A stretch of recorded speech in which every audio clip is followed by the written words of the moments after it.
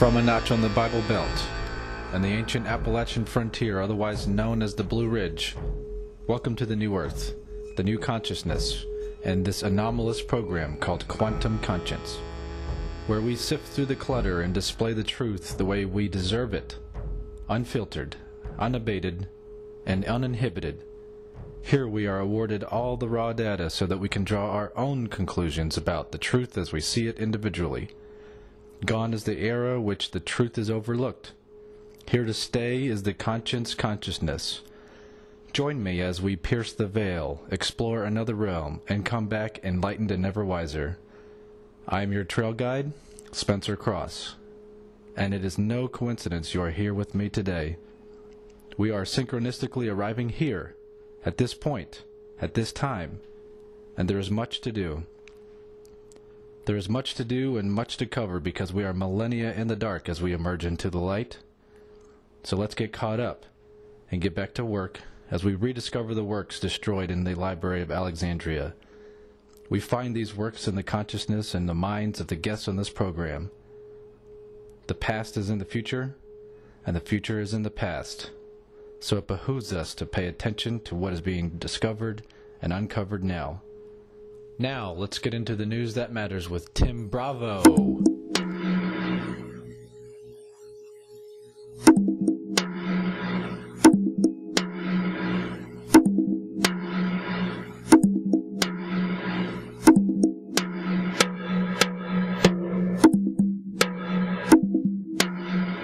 Greetings, sisters and brothers of planet Earth. I'm Tim Bravo, and this is News That Actually Matters.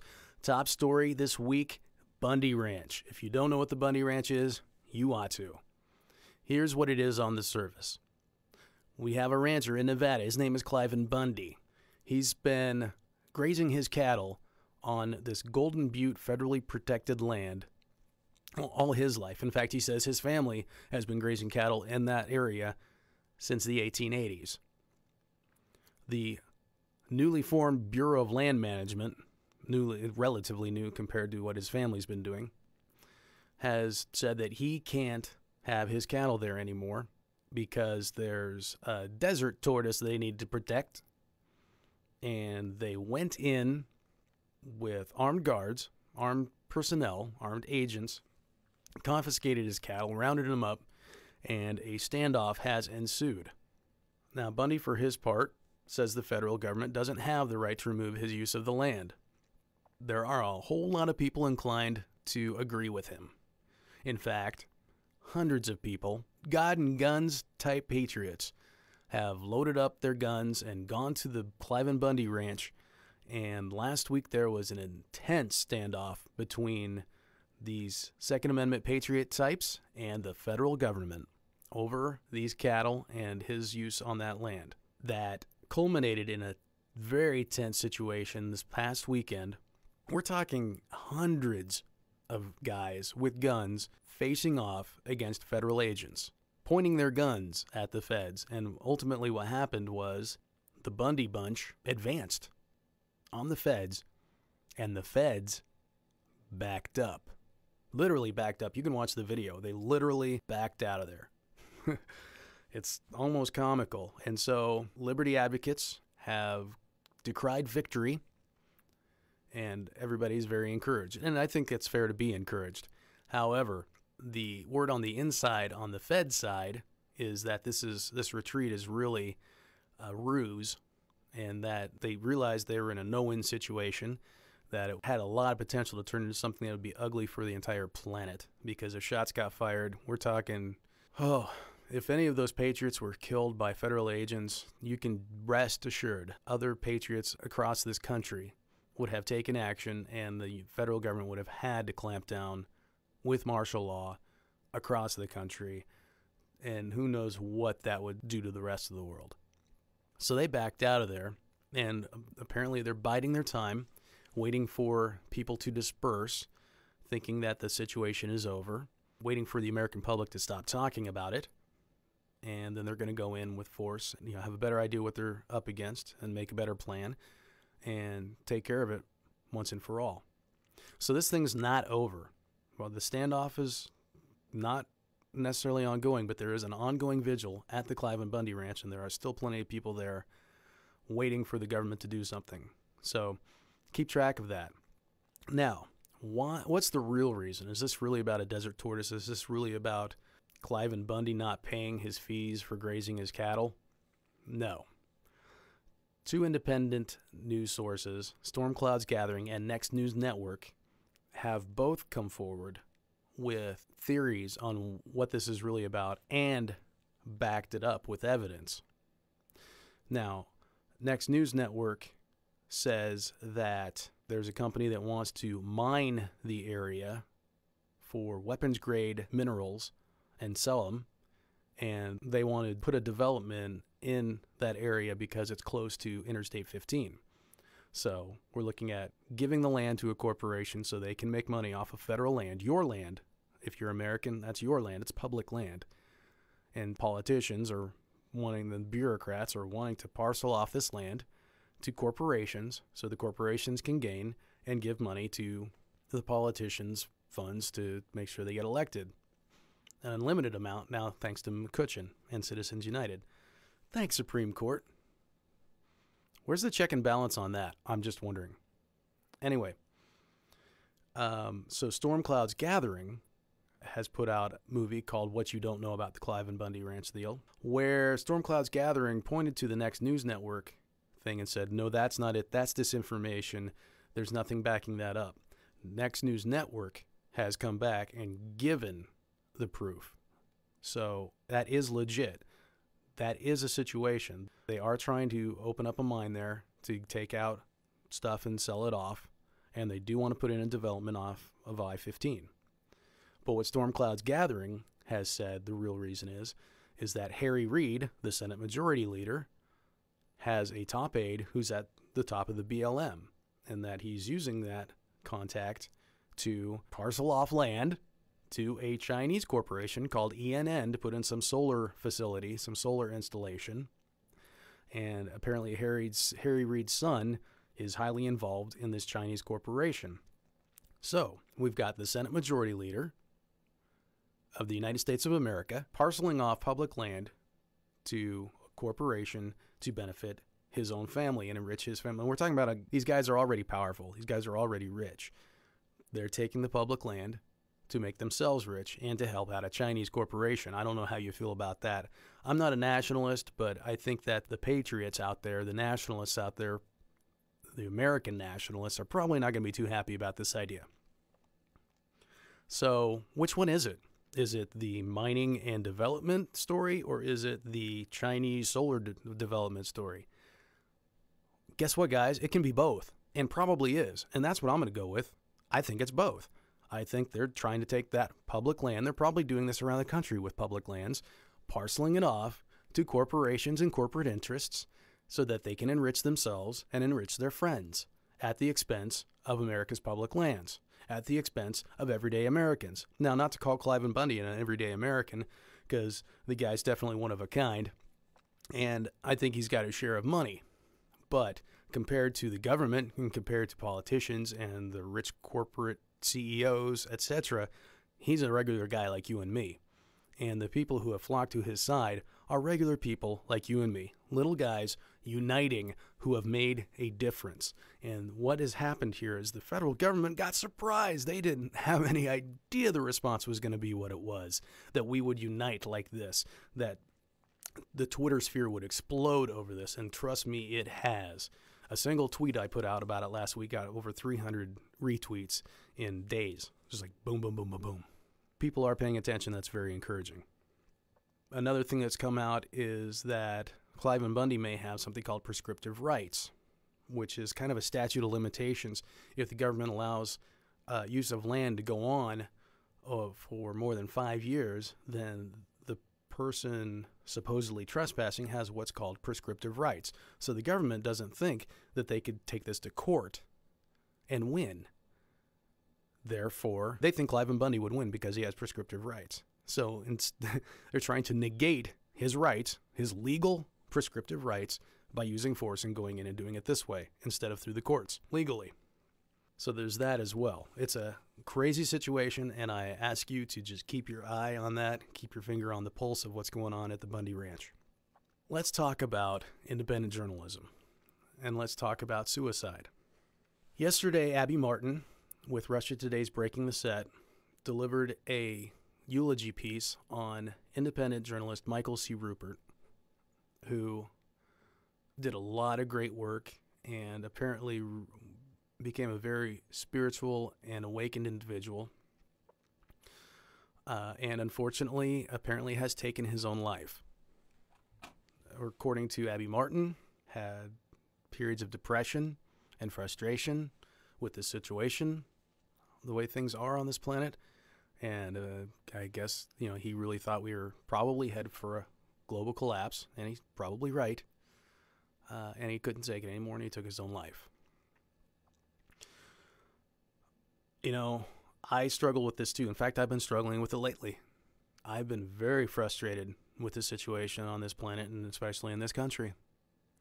The Bundy situation, the police violence situation, the McCutcheon decision, the nonstop chemtrails.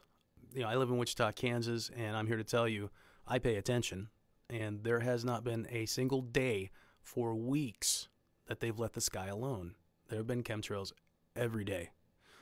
This morning, I woke up to a clear blue sky, a deep blue sky. I was very encouraged. And then I saw it. There was a long, thick white streak being laid across the sky. And then I noticed that plane wasn't alone. And it wasn't long before the entire sky was as it is presently, and that is covered with a white haze. They won't let us have a natural sky, a natural atmosphere, a natural environment, a natural climate, and they won't even acknowledge that they're doing it. And what's worse, everyone around me is ignoring or completely oblivious to it because they're not looking up and using their minds to think, what in the world is going on? And it's so frustrating to me because it's every day. I am frustrated, guys. I do get depressed about the situation. I grow hopeless, but I'm not going to kill myself. And if you ever hear of anything like that happening to me, you can know I will not commit suicide. I promise you now. I promise my child. I promise my family. I will not commit suicide ever. It is my personal spiritual belief that that would not be something that helped my spirit grow, helped my soul move forward, and that is my goal. Now, I don't believe in eternal damnation, and I don't think that it would send me to hell forever, but I do think it would be a major setback, and I'm not going to do that. So if there's a suicide note even attributed to me and I'm dead, you can know something else is going on, something happened, and please look into it, find out, and tell the world. Michael C. Rupert was frustrated and depressed. I get frustrated and depressed. I can only assume you do too, that you see these situations, that you throw up your hands and are just aghast and feel hopeless the same way that I do and that Michael C. Rupert does or did. Instead of allowing that frustration to overwhelm you, and definitely instead of committing suicide, we need you on this planet, okay? We need your help. What can you do instead? You can shake a sheep. I want to start a program called Shake a Sheep. Anytime you get depressed and feel hopeless, forlorn, I want you to look in your little circle of friends and your people and find a sheep and then shake them. Gently. You don't want to turn them off, but you can put your focus on that. If you wake up one person, you've just doubled your awakening. And then maybe they'll shake a sheep. That's what you can do instead. You can continue to grow yourself. Focus on your own spiritual development. Go inside. Look away from all the things that are frustrating you. Know that in the end, everything's going to be okay. This is a temporary situation on one planet. You are so much more than that and so much bigger than that.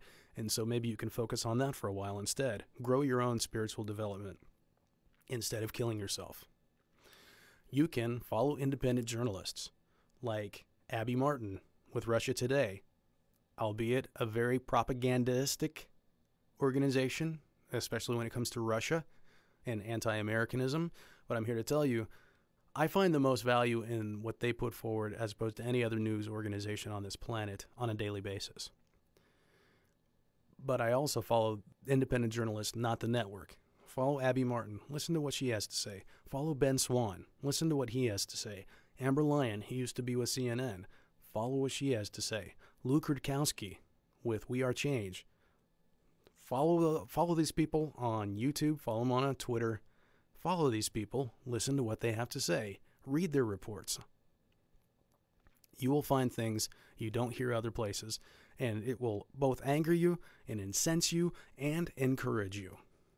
Because when good things happen that the powers that be don't want you to know about, you're not going to find out about it through the controlled mainstream media. So that's something you can do instead of killing yourself. Just my tip for the day. Let's talk about Flight 370, which is we talked about mostly that 2 weeks ago. Not a lot's new, other than the United States government has acknowledged the Diego Garcia claims by disputing them, but the fact that they're actually acknowledging them publicly is encouraging, because they'd rather just not talk about it and have it go away. If they talk about it, more people will pay attention. So they're actually frightened enough of the situation to where they think they have to turn the sheep a different direction. The black boxes, they've been looking for them, right? Still haven't been found, and the batteries are dying. So here's what I think is going to happen. I think they plan to pretend they did all they could, the batteries will die, and any hope of finding the plane will disappear, and the story will fade away until the plane returns from a terror attack. I'm hoping that doesn't happen, but I think that is a strong possibility that plane will someday be used. GMOs. Good news on GMOs, guys. France has outlawed genetically modified corn. Awesome. Russia has banned genetically modified organisms altogether. None in Russia. They say, we've got plenty of land. We don't need genetically modified organisms, and we don't need to import them. So no GMO in Russia, no GMO corn in France. South Africa has come to Monsanto and said, you need to stop lying in your advertisements to the South American people. This is encouraging stuff. What's not encouraging is what's happening in America. My congressman, a disgusting individual named Mike Pompeo, I know that's very judgmental, and I'm sorry for that slight, but I don't like this guy, and I've let him know it. Mike Pompeo, my congressman, has come forward, and by the way, Koch Industries, as in the Koch brothers, based in Wichita, Kansas. I wonder how Mike Pompeo got elected. Anyway, Mike Pompeo has brought out a bill that would effectively squash the GMO labeling efforts in 24 independent states at the federal level. So basically, we have 24 states in the United States of America who are looking at putting making food companies label genetically modified ingredients and let consumers choose for themselves whether or not they want to buy it. Because guess what? It's in there now, and you don't know you're buying it. And the food industry doesn't want to tell you. And the ag industry doesn't want to tell you. And Monsanto, it controls the whole thing, and DuPont and Dow and Bayer, they don't want you to know that all this money they've put into creating these genetically modified organisms, they know that if you know it's in there, you're not going to buy it and need it. And they need your money. So they're giving the politicians, like Mike Pompeo, lots of money to make sure that you don't have the right to know what's in your food. That's discouraging. That's happening at the federal level, which would effectively squash independent states. You know, the 10th Amendment giving independent states the right to make laws where the federal government hasn't. So it's very sad. What you can do about it, though, is join the Just Label It movement and join Move to Amend. And what we want to do with Move to Amend is amend the United States Constitution, add an amendment, I believe it would be the 28th, that would declare that money is not free speech and that corporations are not people. That would effectively eradicate the Citizens United decision and the McCutcheon decision from last month, allowing corporations and rich people to put unlimited money into American electoral processes and control what happens in this country. Because if money is free speech, then they've got a whole lot more free speech than you do. And I don't think that's what the Founding Fathers intended. So, another good thing, though, when it comes to plants and food and produce, there's a company called Bright Farms who are contracting with local supermarkets in America to grow produce directly on the roof of the store so that it doesn't have to be grown in, a giant farm and then transported via giant truck with a lot of gas or diesel or refrigerant. This is grown locally. They're all non-GMO. It's basically grown right there on the property. Just harvest it and sell it right there in the store. This is a company that's growing, and I think it's something we should get behind, look into it, encourage our own grocers to look into it and implement it. If a company like Bright Farms starts making money, that's good for all of us. So let's help them out. Real quick, one more admonition before I let you guys go. Guys, don't forget to look up, okay? So many of us are just walking around, looking at our cell phones, texting, watching our feet. I don't know what people are doing, but I know they're not looking up. If every time you go out, you just take a second to glance at the sky, you may be surprised what you see. You may be surprised at the patterns you see. Chemtrails! You might actually see a UFO. And I'm here to tell you from personal experience that that's happened for me more than once. And it would not have happened if I didn't have the habit that I do have, which is to look up. My friends and neighbors might think I'm weird that every time I go out, I look up at the sky. I don't care because I know what's going on. And I'm so upset with everybody who's allowing this to go on over our heads because they don't look up. I can only assume that's the situation. But I'm asking you, please look up every time you get out. Just get in the habit. It's not going to hurt you. With that, I'm going to let you guys go. I want to thank Spencer Cross for allowing me to do this. I'm very proud to be a part of Quantum Conscious. I think this is going to be a great show, and I look forward to the future. Until the next time, keep your eye to the sky and your ear to the ground. I'm Tim Bravo. Peace.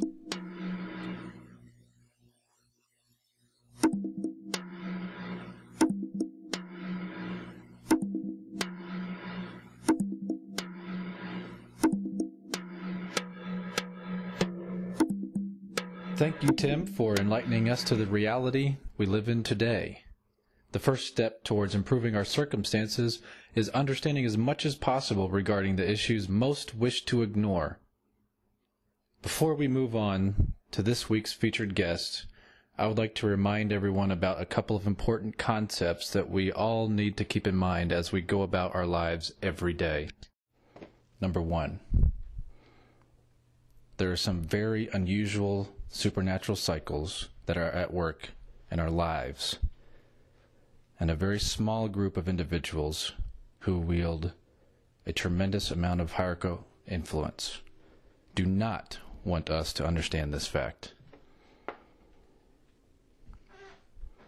Number 2, these individuals are actively accelerating their efforts to distract us from self-discovery and self-empowerment. I'm going to say that again. These individuals are actively accelerating their efforts to distract us from self-discovery and self-empowerment. I can't tell you how important that is. This is not a journey about trying to bring down the man. The conscience that's coming forward, that's eating at these people inside the machine, I don't want them to think that our goal is to just dissolve the powers. The issue is that we can't discover ourselves until it is gone. That's the problem. That's what's keeping us from being able to focus on self, on being able to discover ourselves. So, in order to empower ourselves, I would like to introduce you to a concept we will visit over and over again, and it is a verse extracted from the Gospel of Thomas in a recently unveiled Dead Sea Scroll. Quote, Jesus said, "He who seeks, let him not cease until he finds. And when he finds, he will be troubled. And when he is troubled, he will become amazed. And then he will reign over all." End quote. So what this quote and theme for the show is showing us is that in order for us to understand the truth, we must step outside of our comfort zone sometimes and hear things that may disturb us. But the beautiful thing that happens next is that we become inspired to make a difference. This is what I'm inviting you to do. Make a difference. All right, I've eaten enough time on the show. Let's get on with the rest of the show.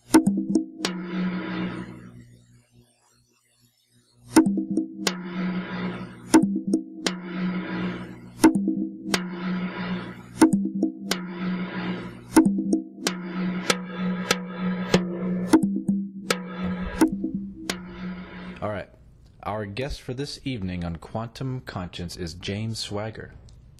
Swagger is a prolific researcher, field investigator, and down-to-earth engineer. Swagger has dedicated the last 15 years of his life to researching megalithic sites and ancient cultures. James's approach is simple: use science and engineering to peer into the past. His passionate aim is to unveil humanity's true cultural blueprint. James has been to over 400 megalithic tombs dotted across Europe, in addition to stone circles and henges in search of commonalities and design. James utilizes his engineering background as a systems analyst as a utility to reduce the complexity of ancient megalithic sites. James's lifestyle is passionately filled with the exploration of history. When not writing, reading, or researching, he pursues travel to the variety of ancient sites across Europe. His current areas of research are archaeoacoustics, archaeoastronomy, and in his spare time, astrology. His most captivating place so far has been Machu Picchu and the Cusco Valley. James is an intellectual who loves to philosophize about our origins, explore anomalies, and mysteries of all kinds. He enjoys talking about where we are now as a species and what the future holds for us. He firmly believes humanity cannot know where it is going unless it knows its true origins, the story of which has yet to unfold. Swagger's website is jamesswagger.com. His book website is newgrangecosmology.com. Grange is spelled Grange. Swagger has a master's degree in engineering, bachelor's degree in physics with a concentration in astronomy, master's degree in research, science, and society. He's written The Newgrange Sirius Mystery, linking passage grave cosmology with Dogon symbology. His upcoming work, The Megalithic Acoustic Mystery, a quest to understand altered states at ancient temples, coming April 2014. Lofcrew Megalithic Cairns, the definitive guide, also coming in April 2014. And he's written numerous other publications and articles, which we will get into throughout the interview. Well, James, that's quite a bio you have there. Welcome to the program. Wow, thank you, Spencer. Make that 401 megalithic tombs now. I've been to one on the weekend, but yeah, thank you. It's a bio I've been working hard on. I guess the first thing to say is, I made a lot of very, very unusual choices in my career, Spencer, and I started off life as an engineer, mechanical engineer, time served, hard work. I went back to university and I evolved myself into higher level engineering roles and eventually into industrial control systems and as a systems analyst, looking at incredibly complex, incredibly highly advanced engineering, monstrous projects across Britain and Ireland, British Isles, some Europe as well. And, I never chased money as the prime directive, Spencer. I took other choices in what I was doing because I'm all about feeding my brain, Spencer. And that's not a ego intellectual thing pronouncing itself. That is just literally how I am. I do really pursue my brain, and in my spare time I pursue history as my passion. I mean, I'm best suited to engineering. It's what my brain's best at. But my passion lies in history, and I've somehow managed to amalgamate these two into studying the history of engineering, the history of science. It's like I'm in my 30s and everything's fused together now, Spencer, in the most beautiful, wonderful way, and it's given me this philosophical, construct to look at the world now, and it's like I get to use all my abilities in one. And yeah, I am a bright little soul, but I'm down to earth as well, and. I guess the thing to say is, in my industrial engineering career, these process systems, they gave me something very, it was fuel for my brain, it was food for the brain. Incredibly complex things is what I like to look at. I look at complexity very, very easy, and simple concepts I do struggle with. I'm forced to admit that. But looking at the wider spectrum of complex systems, I don't care whether that system is an engineering system for the water industry, electrical engineering, mechanical engineering, electronic engineering, which is my first engineering hobby since I was a kid, doing amateur radio. I don't care if it's the system of the body, a system of psychology, a system of astrology. I don't care what that system is, Spencer. I want to look at it. I want to look at the wide spectrum of all the data. And when I do that, I take in all that data and I process it, and I look for something that nobody else is seeing, and I usually find that. And that's how I am as a person, and kind of that's why I've since gone back into, megaliths. I mean, I kind of messed around with megaliths, just went to all these ancient sites when I was growing up in my career, which took me all around the British Isles. And, so that biography that you read out was hard work for me, but I chased it. I literally did chase that, Spencer. I worked up to the ranks, and I didn't want to be an engineer anymore. I wanted to make a change. I didn't really know what, so I got more into the science end of things. Like I say, I'm best suited to engineering and the math, but science and stuff is probably, physics is more where my heart lies, because that's kind of going to give me the peer into the past where this all came from, and history probably is my number one reading subject, and civilizations. There isn't a civilization I haven't read about, but most people don't know that about me, Spencer. Most people just see Mr. Engineer. It's only through my radio shows and my books that people see this extension of me, and it's a bigger extension of me than the engineer. The engineer is just a daytime job. It's what I'm best at. But I mean, what I do at night time is, I have a whole collection of rare books behind me here of Egypt, Babylonia, Akkadian, the Assyrian, Chaldeans, anywhere in the Middle East. The origins of civilization, Turkey. And this is what fascinates me. I guess the first civilization I ever read about was the Celts, the Celtic civilization of Western Europe, obviously where I'm sitting in the world. It's natural to do that. The Romans as well, they were kind of around the same time as the Celts. They battled with each other, and, that was a starting point for me in civilization. And as a result, I don't like to look past the Romans. I like to look from the Romans and the Celts beyond into deep antiquity, because all the stuff after the Romans is, problematic. It's political, it's religious, it's kind of descends into chaos, and in a philosophical sense, I like to go from the Romans and beyond, because I'm looking for the origins. I'm looking for a quest of answers, and so that's kind of where I'm coming from. I have an unusual collection of stuff in my bio there, but it does all amalgamate into one subject. That's me. That's who I am. And it's like, I'm very, very happy the way things have gone. I mean, that was hard work doing that, Spencer, because I went back to university at night school. I travelled for about 10 years across the British Isles, from the northwest of Scotland right down to the southwest of England, northeast. I've been in London on 3 occasions. I've been to every region of Britain and Ireland, most of the islands as well. And this happens to be the terrain where all these megaliths are. I've also been to Denmark many times, Brittany many times, far south as Portugal, Spain, always looking at megalithic sites. Never really knew what I was looking at other than getting a feel for the place, and just kind of got serious about it in the last few years. And, you know, because I had evolved to a high degree of engineering, I was able to apply my complex analysis to this in a different way. And to be honest with you, there isn't a lot of people out there that go to such a high number of sites that I have. Most people will stay in Britain and they'll do the ones in their terrain, and they'll go and look at Stonehenge or Newgrange or, you know, the ones in Scotland. I mean, it's hard terrain. You know, there's very few people, number one, have the desire to do that, have the ability to do that, the money to do that.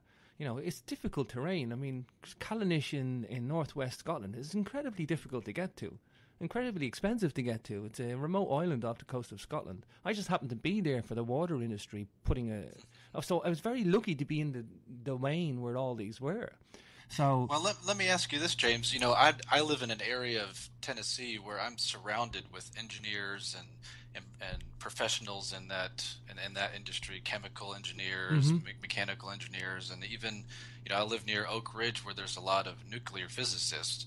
And, you know, there are not a lot of people that would have your accolades that are even comfortable touching anything like this.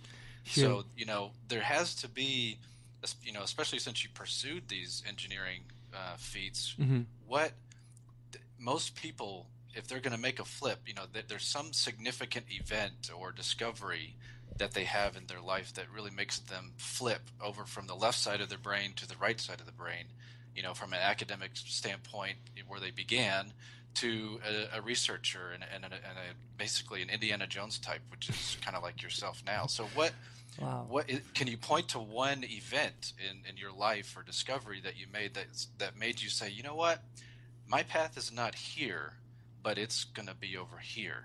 Yeah, I do have a very interesting event. I shared it with somebody recently, and they're blown away by it. And you know, I just think that's the universe throwing me a little sign to give me that little push. And it's a book that I bought for America. Just before I go into that, Spencer, I will say I've always had this unusual mindset that my father instilled in me, and he always put down books of the unexplained and mysteries. My father's an engineer as well, and he taught me amateur radio as well, electronic engineering.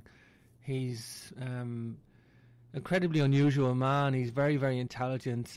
He's into alternative healing. He's got very much an alternative mindset. So, you know, I've had both sides of the coin instilled in me from my father. You know, so I've had that since I was a kid. Now, just because I worked in a role as an engineer, I never ever forgot about that other side of me. I never explored it very much, but it was there. It wasn't like it was all new to me.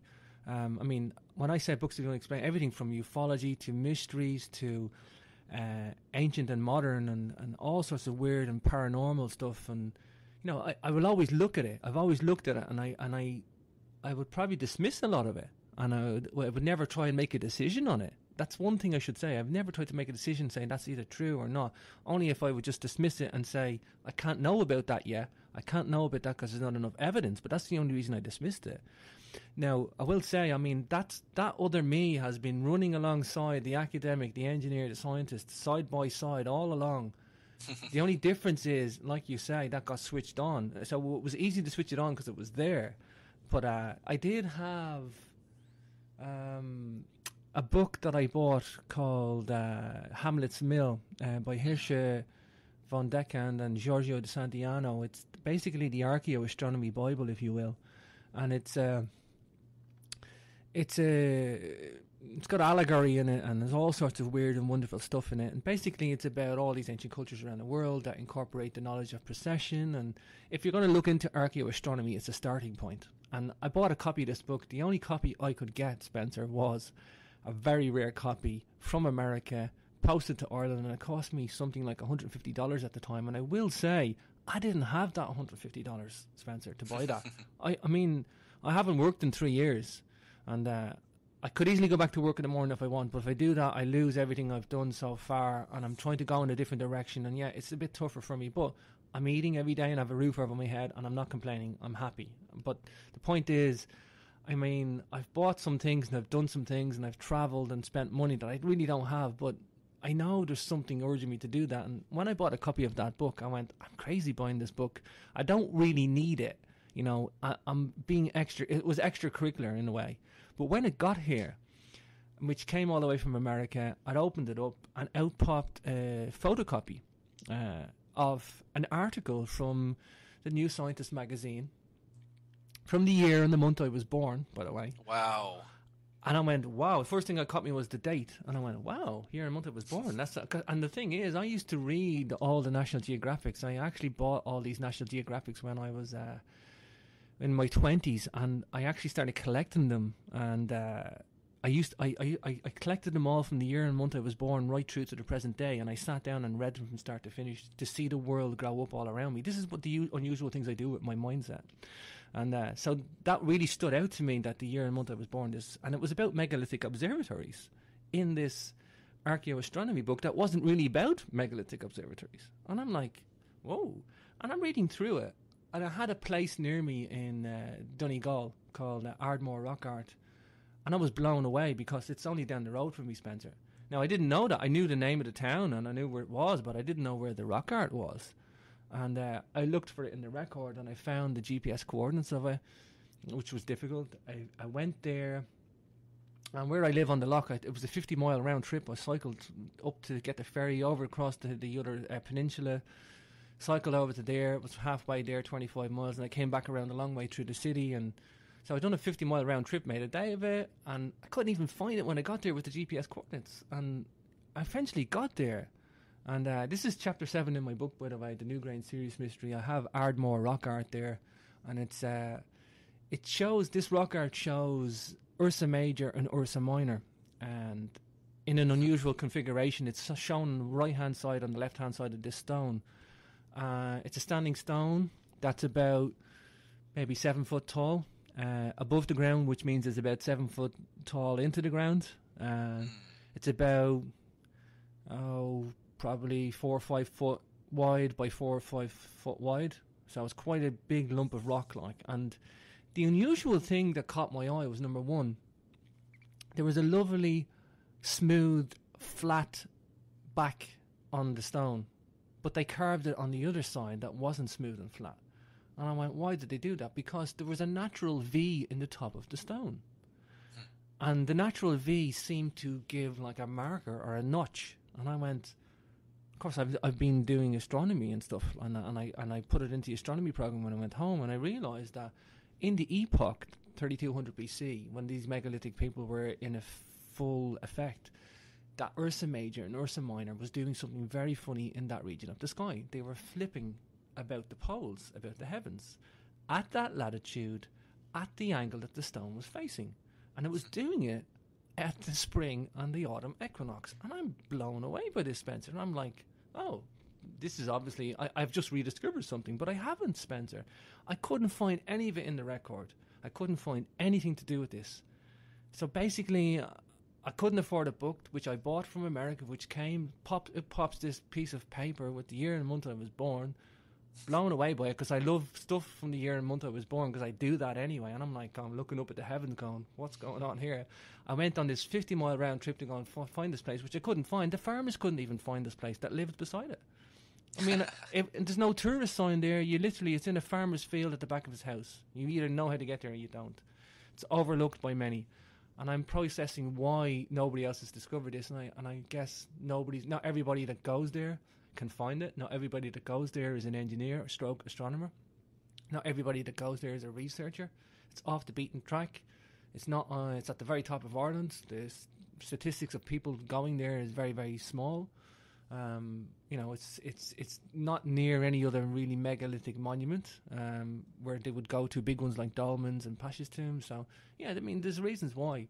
There is only one other reference of it, and it's clearly erroneous. Somebody has actually distorted the image to make it into something else. So I actually don't call it a decipherment. I can't say I deciphered something that's clearly artistically represented, like. So, I mean, where the other guy has called it a decipherment, so I'm not that too ego-orientated to call it my decipherment, but it's my interpretation, and that's what I think it is. And it's basically, it's backed up with constellation charts, and I just find it so amazing that in 2007 I've discovered something that's not in the record, Spencer. And then the irony of it is, there's only 2 examples in Ireland that I will say is a clearly non-negotiable, definite representation of a constellation in rock art. Basically, that's the Ardmore rock art stone in Donegal, near where I live, and that's representing Ursa Major and Ursa Minor. And then there's also the Pleiades stone in Dowth Passage Grave in County Meath, where I grew up originally. But those 2 constellations, basically, they're a no-brainer. You look at it and you go, oh, constellation is easily recognizable by most people, Spencer. By the way, the Ursa Major, known as the Great Bear and the Little Bear, the Big Saucepan, the Little Saucepan, the Big Plough, the Little Plough. These are the Big Plough or the Great Bear or Ursa Major. That's what sailors use to navigate. It's an incredibly important constellation. It's not just it's still today. I mean, it's at the back of my house here, Spencer. And it revolves around the North Star, and that's how we find the North Star. The back two of the 7 star constellation point to the North Star, and you multiply the distance that the back 2 by 5, and that's how you find the North Star. It's like most sailors will find where they're at in the Northern Hemisphere within seconds by finding this constellation. So it's incredibly important. Especially to the ancients. An amazing synchronicity that sets you on your path. It's like you're thrust into it by an accident. I was, and it was an accident, but it was an accident that I realised, wasn't just an accident. I went, okay, this is wake up here to this one. And I went, maybe there's more rock art there. Of course you're going to say, well, if I've just discovered this, right, you're going to say to yourself, what else is in the record that's not undiscovered? So I said to myself, okay, chase down all the rock art, find all the references. Of course, I'm a researcher, right? Okay, I look at complex systems. I've only got one piece of data, Spencer. I've just explained what I do with my complex analysis. I want to take in all the data that I can very quickly. Ireland's very, very special, Spencer, in that we have something like 50% of the rock art of the whole of Europe on this island. 50% of it is, by the way, maybe more than that, but 50% is within a 2-mile radius of Newgrange. It's incredibly high percentage of rock art. So I'm on the island with most of the rock art of Europe here. Okay, so it's a good starting point. So I said to myself, let's chase down all these constellations, all these interpretations. I could only find 2 that was definite. Some are maybe Orion, some are maybe other constellations. I know that's open to interpretation, a very, very loose interpretation. So I said I'll analyse all the rock art. And in doing so, I realised that a lot of the rock art are at passage graves. And now I was actually writing an article yesterday, as I just said to you before the show, Spencer, and I think there's an incredibly important window, and this is why I started writing the book. I didn't know where I was going with this. I just found an article and I got thrust into it. But I realised that passage graves, this might seem very obvious, but passage graves have a long passageway, which are aligned to the solstice, spring, autumn, summer or winter solstice, equinox or solstice. Some of them are actually at the halfway points in between, but for the better part, most of them are opened up to an alignment. In doing so, the monument is anchored into the earth on a special day, basically. There's got a lot of art around the curbstones. So we have 2 lines of inquiry. We have an alignment and a day and astronomy, and we have artistic representation. That's a lot of data, Spencer, to start the ball rolling. When you go around the west of Europe, I quickly realised, I was looking at everywhere in Europe, and I went, oh, my, these Irish monuments are pretty special because we've got art to help us understand what the astronomy was. Of course, that's where you're going to start. You're not going to look at the ones that have no art, because that's an incredibly difficult task. And to be honest with you, all you're really going to do is find out what day they align themselves to. There's a whole philosophical reason why there is some have art and some don't. We'll get into that later, but that's really why I wrote the Newgrange Sirius Mystery, because I started the book with Newgrange and I finished it with Newgrange, and I concentrated on the major monuments in Ireland that have rock art, some don't, but I mean, I've only found 2 definite representations of a constellation. In other words, they could draw constellations if they wanted to, but they didn't. They drew other things like lunar calculations and solar calculations, calendars.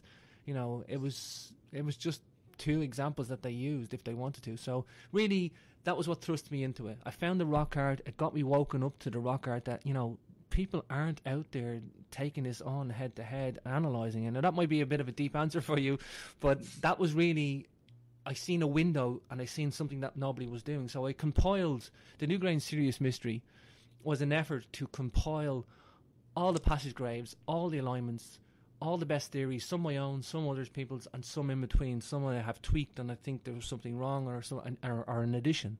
And the art was my interpretation as well. So, I mean, Ardmore Rock Art isn't not a passage grave site, but there is a dolmen nearby. So, you know, the artwork is important and the alignments is important. And when you put the two together, you can get a tiny little window. It's a fragmented infrastructure that's left of this megalithic civilization. It's fragmented. It's been torn up by farmers over the centuries. You know, people using stuff for building materials. No, all these stones were nicely quarried and put into place, but they were taken away to build walls and stuff. So, you know, yeah, I mean, we have a very narrow time left to actually do something with all these. You know, as they're getting scattered around or defaced or even graffitied or vandalized. I mean, we're going to have issues with being able to actually record what, you know, is intended. Not only that, Spencer, there is one passage grave in a place called Maharakar, and it's in Donegal, border of Donegal and Sligo, and it's literally been eroded on the edge of a cliff. Half the passage grave is fallen off the cliff. The center of the tomb is now on the edge of a cliff. Oh man! And it's literally being eroded as we speak. Like, it probably won't be there in another 100 years. Well, get to work, man. We got to save the world here. Well, no, actually, I will say also in Lough Crew, there's a very, very fine example of that too, where, you know, it's inland, but the rock art there, I think, is one of the most important pieces of rock art in the country, because it's, I analysed this in the book, and it's the precursor to the calendar stone at Noth. This 16 ray, I think they were using a 16-month solar month of 22, 23, 24 days. And I explained that theory in the book. But there is a forerunner to this rock art with the 16 rays at Lough Crew. It's a little bit more primitive, but it looks like the very same imagery used. However, we only have a record of this in an artistic drawing because it's been washed away by the rain. Within 200 years, I know where the stone's at. Very, very difficult. People look at it and go, "Where's the art at?" Like, and it's very only because I know the stone and I can see the art. It's, after looking at it for 10 minutes, you can just about make it out. With the picture beside you, looking at the stone, you'll know then it's the stone. You can basically figure it out, but it's been washed away with the Irish climate in the last 200 years. Wow, it's a shame, but you know, it's almost like a double-edged sword that this is happening. It's kind of accelerated you and kind of put you into the thrust into like a protector mode, and you want to record it. So it's like you're in the right place at the right time right now in order to document a lot of this stuff. So that's I'm glad, you know, if we had to pick someone to be doing this, you are definitely the right person. That's for sure. I'm definitely fanatical with it, and I don't know. Ask me why. I mean, I was always fanatical in going to these places, but like I say, when I was younger, Spencer, I've been doing this for 15 years, but the first 10 years was as a hobbyist. As you know, I would go and I would say I would goof off. I would just go and look at them, have a little look around and get mesmerised by it and go away, because I was always programmed and told, nothing to see here, go home. A couple of guys used very big stones in their early days, and they put this stuff in a nice arrangement, and that was it. We can't figure it out, go home, you know, nothing to see here. And that's not true. I mean, we have science of archaeoastronomy and archaeoacoustics now, these scientific doctrines to look into the past with, you know, rock solid techniques to understand and unveil exactly what the hell is going on here. Well, before we get too far into some of the questions I want to ask, you know, a lot of these terms are going to be brand new to the listeners, and I would say, honestly, one of them is brand new to me. You mentioned archaeoacoustics. Now, I know archaeoastronomy, I understand astrology, but what in the world, James, is archaeoacoustics? Sounds beautiful, doesn't it? I love that word. Well, yeah, I mean, let's explain both of them together. I mean, archaeoastronomy is the study of astronomy in an archaeological setting, and archaeoacoustics is the study of acoustics in an archaeological setting. Now, let me just explain why I'm using archaeoacoustics and archaeoastronomy to look at megaliths. I wrote 2 books. I wrote the Newgrange Sirius Mystery, and that was looking at astronomy in an archaeological setting that we just explained with the rock art and the alignments. And there's a necessity for that, because obviously, these megalithic monuments have astronomy encoded into the alignments and artistic representations. Now, so there's a necessity for it. As a matter of fact, something like 90 to 95% of the monuments before 1500 BC have astronomy encoded into them. Wow. So most people don't realize that. I mean, everywhere you look at an ancient site with 1500 BC, they have solar alignments, lunar alignments, or Venus alignments, or, you know, star alignments. You know, this is the necessity for archaeoastronomy. It's not just some fanciful idea that somebody wants to apply and try and run with a theory. Like, I mean, there's a necessity for it. It's a byproduct of research into the megalithic monuments. That's why it's grown. And an exact same reason, archaeoacoustics, which is the study of acoustics in an archaeological setting, it's basically a mongrel word, archaeology and acoustics put together. Now, this can be the study of acoustic phenomena or musical instruments. Let's say you have an ancient musical instrument. There was an example in I think it was the caves in France, the Peshmerga, Lascaux caves. They found an ancient flute made out of bone. And they were able to actually, you can actually listen to this online somewhere. But basically, it's the study of an acoustic phenomena in an archaeological setting. So that could be anything outside megaliths. I mean, also you have the Epidaurus Theatre in Greece, for example, built by Polykleitos in the 4th century. And, you know, these ancient Greek amphitheatres have great sophisticated acoustics incorporated into them. And, you know, so you can study the acoustics of the amphitheatres, you know. So it doesn't matter what the archaeological setting is or what the acoustic phenomena is.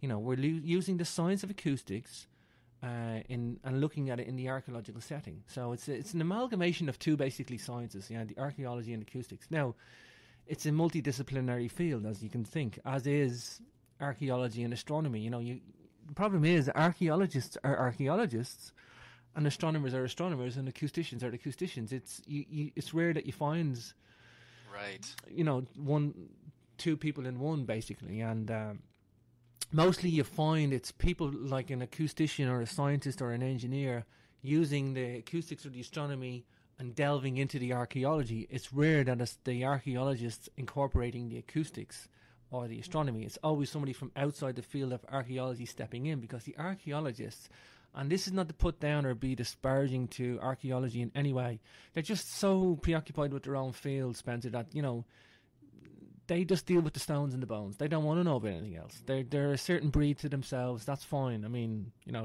let them do that.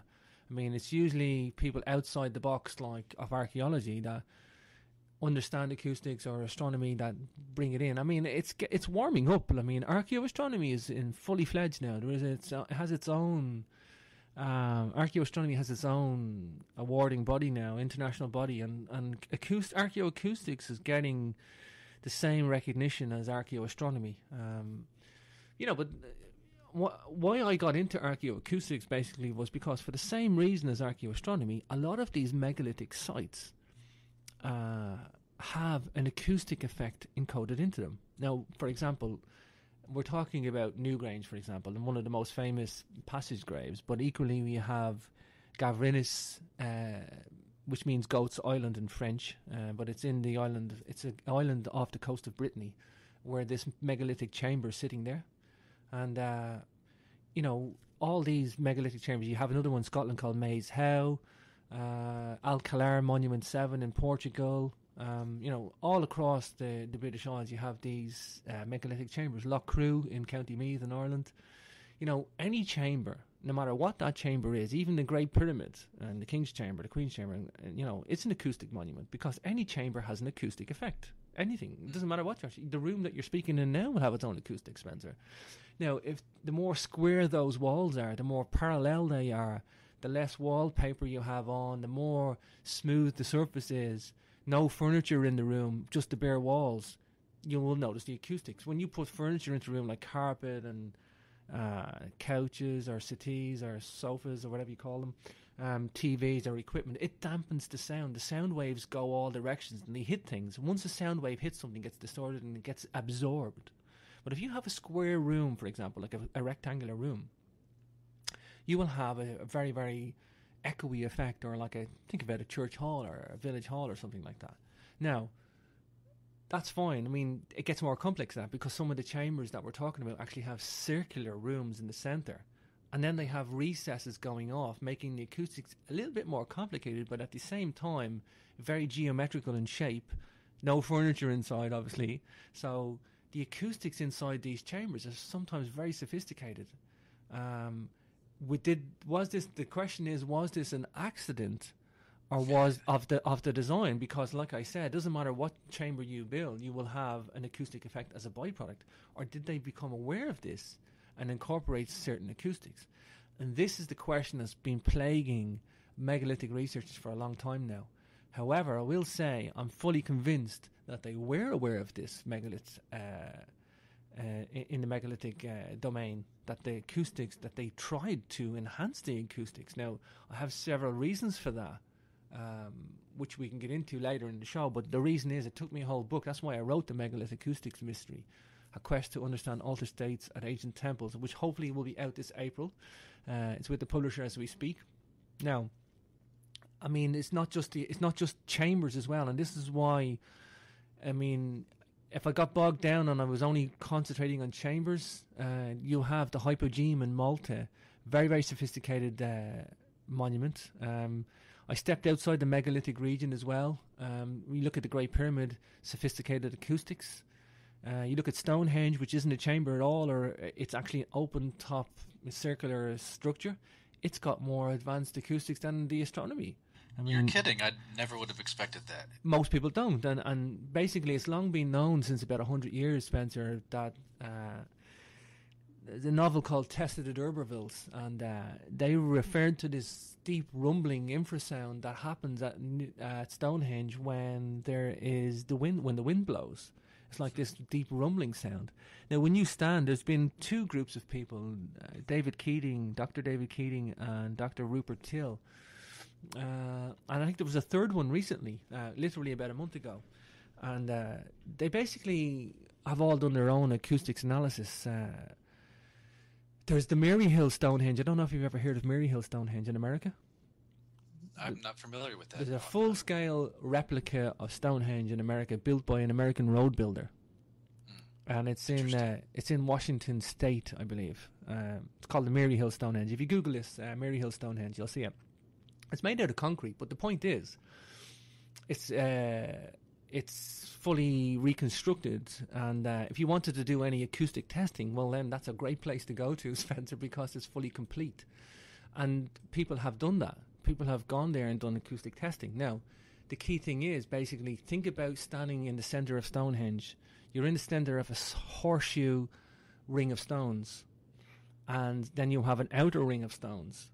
Each one of those standing stones is going to affect your sound wave.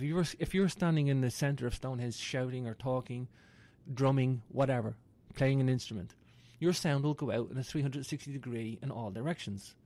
It's going to hit the stones, and it's going to split up. For every standing stone that hits, it's going to split.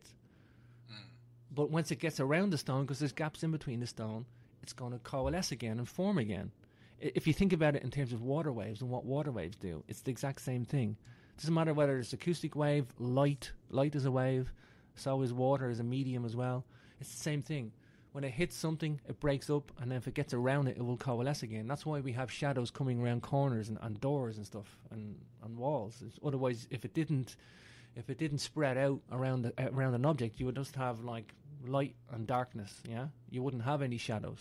So, in the same way, the sound pushes itself around the corners and coalesces again. But here's the thing: when it coalesces, it can do one of two things. It can coalesce into a bigger wave, or it can cancel out. It's just basically like a water wave. Two big water waves coming in will make a joint wave, or if they're going in opposite directions, they will cancel each other out and become no wave.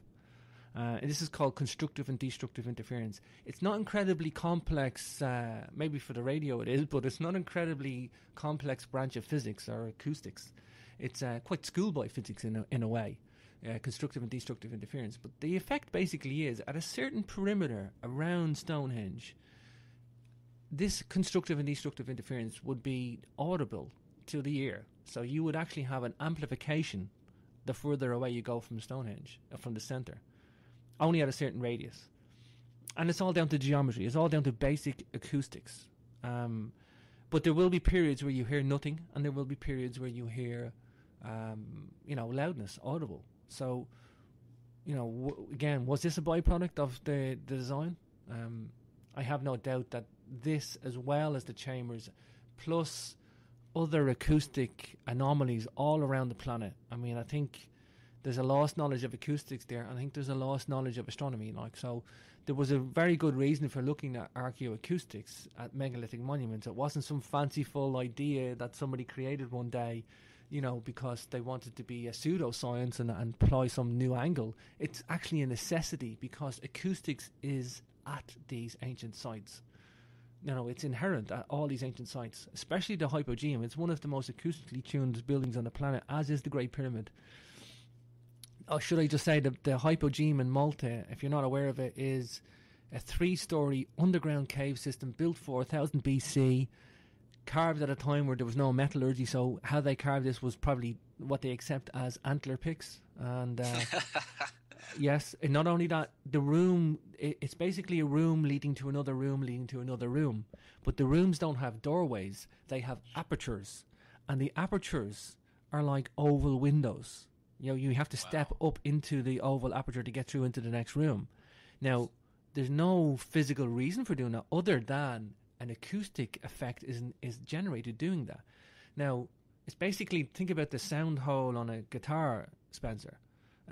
It's basically the exact same thing. It's a room with a round hole. Now, when you strike the string over the sound hole of a guitar, it resonates and it sets up a standing wave inside the guitar, and it vibrates and it makes a lovely sound. Same thing as a voice speaking in a chamber or a room. Now, if you have a room with an oval as opposed to a doorway, it's just like a perfect resonating box where the sound can come in. If you put a doorway there, it's unusual. It's not symmetrical. It goes straight to the floor and it kills some of the sound. So, wow, that's amazing. Now, here's the thing: in the Hypogeum, there's a special little niche carved in the wall. And when you speak into that niche and you say or whatever, only in the male vocal range, I will say, that the whole chamber system resonates at the male vocal range. It's one of the most acoustically tuned buildings on the planet, and it's linked with the megalithic chambers of Western Europe as well. So they basically left us something in the wall going, speak here equals acoustics. That's how simple it is. Wow, that's amazing. Even the Maltese archaeology team there are now starting to accept that it was probably deliberate. They have been wrestling with this for a while, and it's the thing is, archaeoacoustics is following slowly behind archaeoastronomy. I mean, archaeoastronomy it's blossomed. It really has blossomed especially in the last 20 years, with likes of Robert Bauval and Orion correlation on the Giza Plateau, and Graham Hancock with sky correlations with star maps all around the world, and Tikal pyramids, and it seemed to be that they were embracing astronomy into their monuments, and we have no problem accepting that, because when you look up, you see the astronomy. I mean, that was their television of the day, Spencer. However, wrestling with the idea that these guys understood the effects of acoustics in a sophisticated manner and then incorporated that into their monuments, that's a little bit harder to wrestle with. However, the acoustics is there, it's measurable. It's very, very detailed and very, very sophisticated. We just have to accept whether they knew that or not. However, when you look at the effects of the acoustics, you look at the effects of the astronomy, you look at the effects of the artistic representation, the logistics of moving very large stones, engineering architectural plans of laying this all out, these guys were very, very sophisticated and very, very advanced.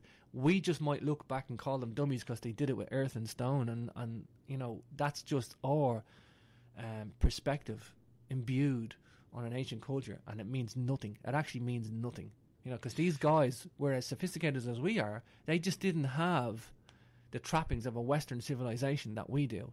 I mean, these guys were sophisticated in their own right, equal to us. They were anatomically no different to what we are today. 5,000 years ago, they were anatomically no different in their brains. They just, didn't want to pursue monetary system. They didn't want to pursue, I'm guessing with that one, by the way. But, I mean, they just wanted to put their efforts into their type of monument, Something that you're painting here, and I'm starting to see this, and I hope the listeners are starting to see this as well, is that there are many layers of mystery in this. It's not just, okay, how did they make them? And then it's not just, okay, well, why did they make them? And then it's not just, what was it aligned with? That's even an amazing mystery in itself. But then the next one that you're adding here is the archaeoacoustics. There are so many layers in these megalithic structures when it comes to understanding their purpose that, what else could we find? What other possibilities are out there that are we expected to find in the future that is going to completely change our paradigm? Because you're changing my paradigm right now when you're talking about archaeoacoustics. Well, I did change my paradigm when I started to understand archaeoastronomy, and that really freaked me out when I started to realize that they had the ability to do that, because it was obvious. But now that you're bringing up this acoustical aspect of it, now it's starting to change it again, and James, it's like, okay, what else? Where are we going with this? Sure. Well, the point is, where are we going with this? I mean, let's for example, there's also the geomancy and sacred geometry, if you want to call it that. That's what people coin it today. But basically, these guys understood geometry as well, Spencer. And I explained a lot of this to you off the air, and we've had great conversations, Spencer. And I know that you see what I see. It's very hard to orate this on the air, but these guys had henges as well. It's another type of monument that these had, and they were able to incorporate numerology and angles and geometry. They also had this appreciation for quartz, and they incorporated quartz, not just mining quartz and putting it on the top of their monuments, which is one thing they did, but they actually exposed quartz veins into their monuments. They had an obsession with quartz, and right from ancient Egypt to to the megalithic civilization of Western Europe, predominantly Western Europe. I mean, right where I'm at here in Beltany Stone Circle, which means Bal Tinne, Bal meaning the sun god and Tinne meaning fire.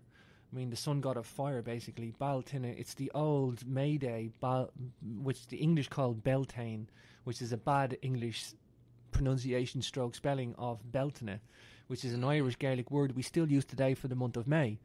And Beltane meaning May Day, or the 3rd of May. It's actually 3rd of May, not the 1st of May, but we have bastardized it into the 1st of May and called it May Day, but basically it's the 3rd of May. It's this cross-quarter day in between summer solstice and spring equinox.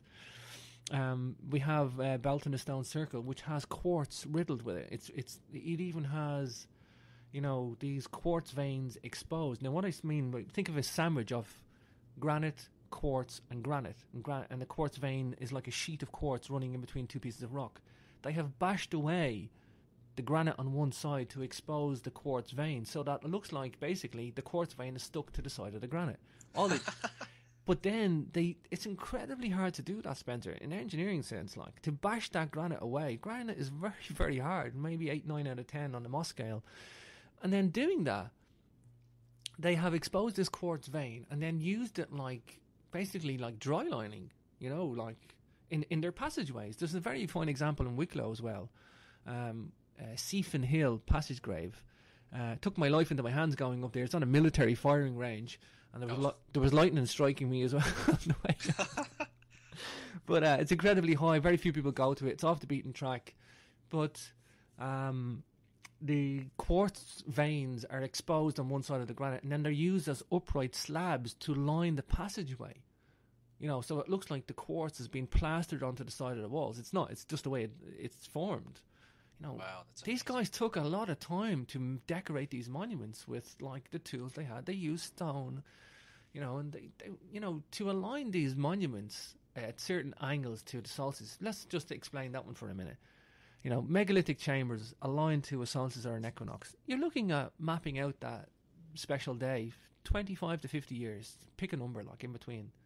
You're going to have to watch the sunrise and the sunset all the way through the year. And you will see it rise in the east and set in the west. Rise in the northeast, that's spring and autumn equinox. Rises in the east, sets in the west. Then on the summer solstice, you'll see it rise in the northeast and set in the northwest. And on the winter solstice, you'll see it rise in the southeast and set in the southwest. So it never gets any further than northeast or northwest, and never gets any further south than southeast or southwest, depending on sunrise or sunset. And mostly it's in between east and west. So, you will see that sun rise on the horizon at certain points. It doesn't go any further than your far left or your far right. There's a certain angle there. And these guys just would have mapped that out. They would have had to put in standing stones or stone markers or sticks or whatever, trunks in the ground. They would have had that alignment marked over and over year after year until they got it very, very finely tuned. But Newgrange, for example, they penetrated that sunbeam into that monument about 60 feet, Spencer. To get that sunbeam accurately penetrating into a monument 60 feet was an incredible feat of engineering. You have to build it from the inside out, Spencer. You have to build it from the inside out. The monument is aligned to the sunbeam, so the sunbeam has to come in and hit the back chamber. So you build the chamber first, just make sure the sunbeam's hitting it with your alignments that you tested out over the last 50 years, which you are at the mercy of the climate, by the way. And if the sun doesn't shine on the 21st of December, well, then you're going to have to wait a whole year again. So think about that one. And the Irish climate is not great. So I would say that's crazy. And one thing that I want to discuss in a minute when we get back from our break is how did the precession of the equinoxes work into this? How did they plan this? And we'll talk about that when we get back from our 5-minute break.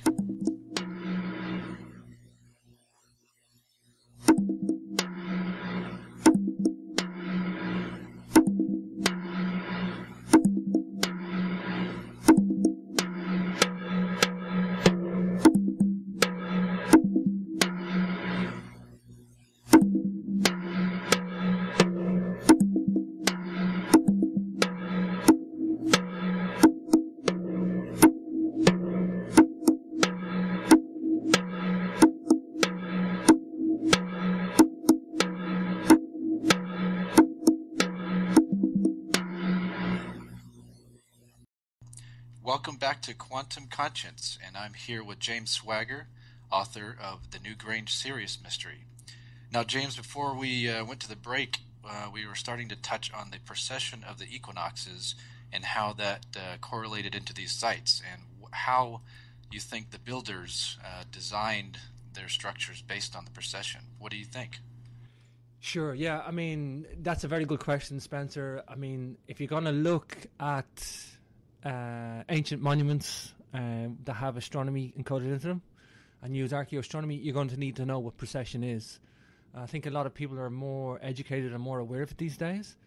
But basically, we have a 26,000-year cycle of a wobble in the Earth or wobble in the solar system. We're not quite sure yet. I think a lot of people are taking the wobble of the Earth out of the equation and thinking that it's a wobble in the solar system, but that's besides the point.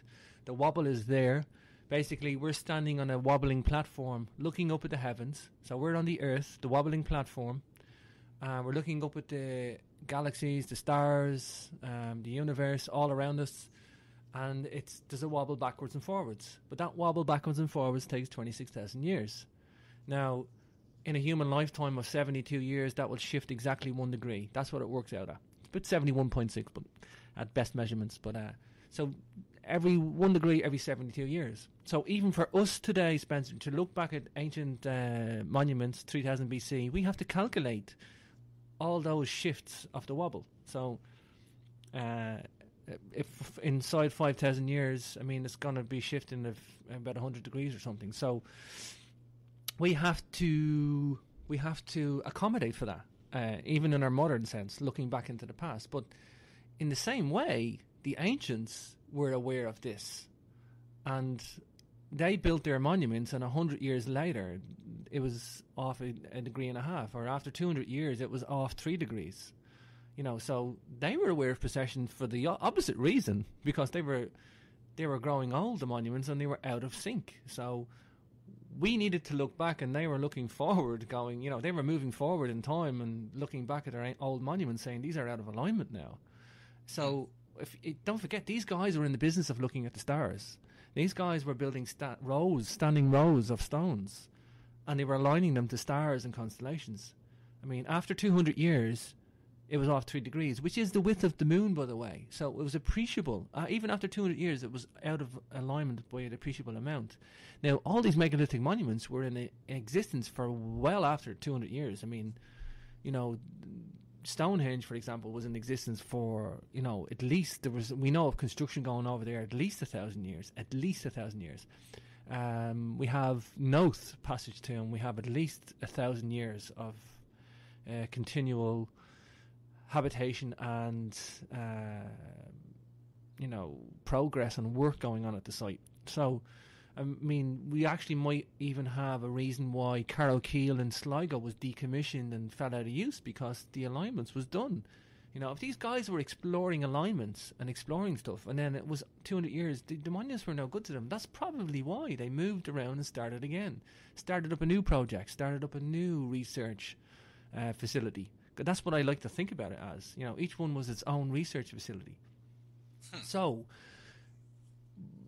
in terms of Irish monuments that I have looked at, and the megaliths here, I mean, I had looked. One of the reasons I got into this was because of precession of the equinox that you're talking about, and precession of the equinox was talked about in many ancient cultures, but not really the megaliths. And I was wondering, were the megalithic builders aware of precession of the equinox? Basically, Plato called it the great year, and to the ancient Greeks, they knew this long shifting of the stars. There's 3 motions basically. There's the seasonal motions, there's the yearly motion, there's the daily motion, I should say, the seasonal motion all the way through the years, and then this very, very long cycle of 26,000 years. But the Greeks were aware of it, most likely, and I just wondered, was the megalithic builders aware of this precession of the equinox as well?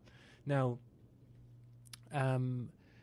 Boval and Hancock obviously embraced this precession of the equinox theory and knowledge of it in ancient times. You know, applied it to ancient Egypt. You know, when you apply precession of the equinox to all these ancient cultures, I have no doubt that they were all aware of it. If you watch the heavens with observational cosmology, you know, that is using your naked eye to look at the heavens, you would be aware of this phenomena of precession of the equinox. Maybe not in your lifetime, but if you handed down a lineage of observations to your ancestors from one to the other, and you were in the business of astronomy for a few hundred years in an ancient culture, well, then that ancient culture had a body of knowledge to work upon and would have known about this. You know, so Loch Crew, for example, there's at least 1,500 years and 3 stages of building going on there. Recycling old monuments, changing them, moving them, you know, it all becomes explained once you put precession into effect. Does that mean they understood it or aware of it? That's the big question. And I took this idea of precession of the equinox to Sligo and the Carrowkeel monuments. And I noticed something very unusual there. I realised from others that had gone before me and all the alignments there and researching the data that all these alignments are pretty much due north. I mean, 6 degrees off due north, 8 degrees off due north, 10 degrees off due north, either northeast or northwest, but I mean mostly just close to true north, either side of true north. Now, like I explained earlier, that the sun doesn't get past northeast or northwest, yeah? So it can't be the sun. The sun never entered these chambers. It can't be the moon either, because the moon doesn't get past that either. So it wasn't the sun or moon that entered these chambers. Well, there is one chamber there at an azimuth of almost northeast, and it would have let the sun and the moon enter. But apart from that, all the other chambers at Carrowkeel were almost true north. So it doesn't leave anything else, Spencer, other than stars. So it was a bit of a no-brainer. Now, here's the thing. I looked at the alignments, and I looked at the astronomy program, and I used precession of the equinox to wind the stars back. And in doing so, I realised that the Cassiopeia constellation, that's commonly known as the W. We call it the W over here, the big W. It looks basically like a wonky W in the sky. Cassiopeia, there's 6-7 stars there. Probably in the naked eye, in no light pollution, you'll probably see a lot more. But all these monuments at Carrowkeel align to either one star of the Cassiopeia constellation to within a degree of accuracy. Wow, which one is it? Well, each monument, we call them A, B, C, D, alphabetical order. So Cairn A, Cairn B, Cairn C, all the way through. So I have this in the book. I call it the Cassiopeia correlation theory. Bit of a mouthful, but it's basically all these monuments point to 1 degree to a star of Cassiopeia to within 1 degree of accuracy. And that got me thinking. I went, well, why would they do that, first of all? And if you think about it, if you were aware that precession was happening, if you were transport yourself back to 3500 BC in Sligo when they built this place. By the way, it's been carbon dated to 3500 BC, and only in that window of 3500 BC do you see Cassiopeia aligning each belt star. It couldn't be any more accurate. They say they say archaeoastronomy is more accurately dating than anything else because it's so mathematically attuned and predictable. So in that window, 3500 BC, there's a full lock to within a degree of accuracy of every star of Cassiopeia, and it's a no-brainer. Okay, so that's why I'm asking myself, this is a no-brainer. They definitely did this. Why did they do that?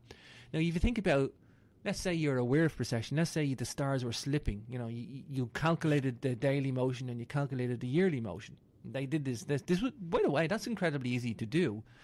To encode it into a monument is slightly different, but to be aware of it, I mean, any farmer will tell you where the sun rises in the east and sets in the west. You know, in the summer it rises in the northeast, sets in the northwest. They'll tell you what time of day it is by the sun, almost. I mean, anybody, you know, all this stuff is easily to recognize, but to put it into a monument is slightly difficult.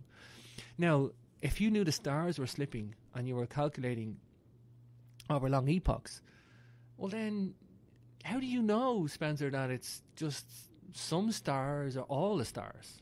How do you know it's only a couple of stars that are doing this? Or how do you know the whole sky is processing? Or how do you know it's only a constellation? Or maybe it's just one star is doing this?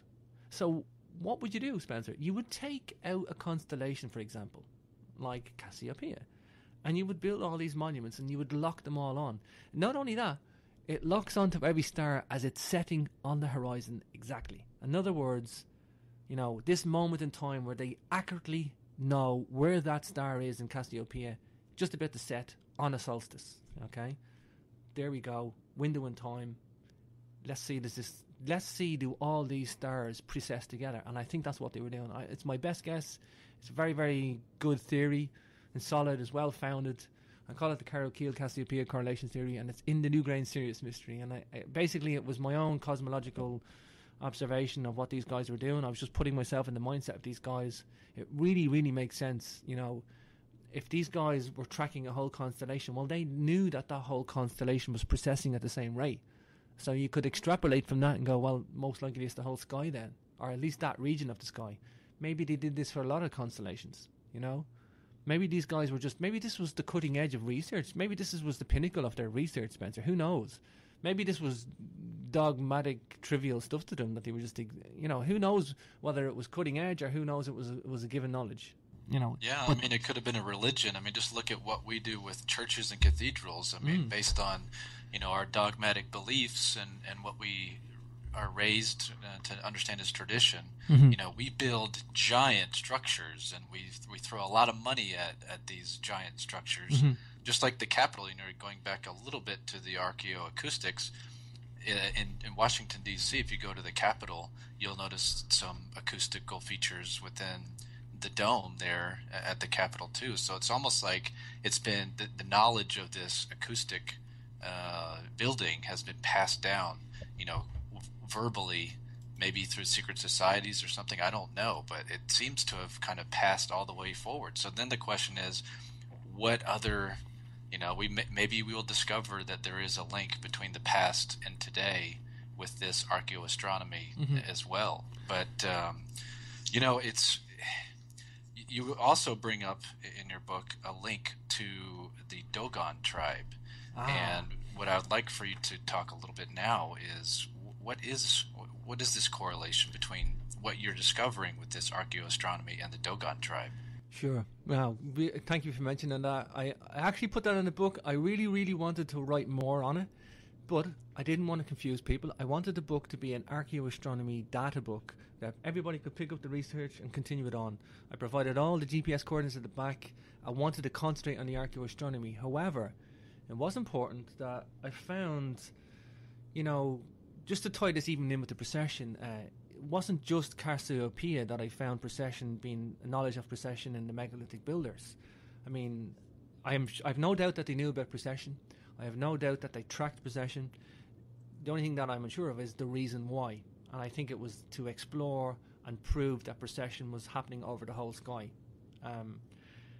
Now, there's another example of this in Doth, and this is to tie it in with the Dogon stuff, but in Doth Passage Tomb, which is off the beaten track, by the way, and most people don't visit it anymore. It's 2 miles from Newgrange. When you stand on top of Doth, you can see the side of Newgrange. When you stand on top of Noth, you can see the side of Newgrange. So these three are all within a 2 mile range of each other, but nobody really goes to Doth anymore. It's big hole, dynamite blown in the side of it. And, it was on a tour before and it's been demoted now. He has fallen from grace, as we say. Oh, but that's unfortunate. It is unfortunate. And the thing is, there's a piece of rock art on the western side, and it's in the shape of the Pleiades constellation. And I have no doubt that these guys were using this to track precession of the equinox. Because on an equinox, this happens to face its own image of the Pleiades in 3500 BC when Doth was built. So you have basically a picture of the Pleiades facing its own image in the sky in 3500 BC on an equinox, on this very, very special day. Now, I've shown this in the book. The key thing is how they drew the Pleiades on the stone was with these special solar wheels, what we call solar wheels. I call them Dogon sun wheels, sometimes solar wheels. They are basically all representing the same ideology, and I'll get into that in just a second, but basically a solar wheel is a circle with rays in it, and the Egyptians drew these, the Dogon draw these, and the megalithic builders drew these. Now, they didn't just draw the same art.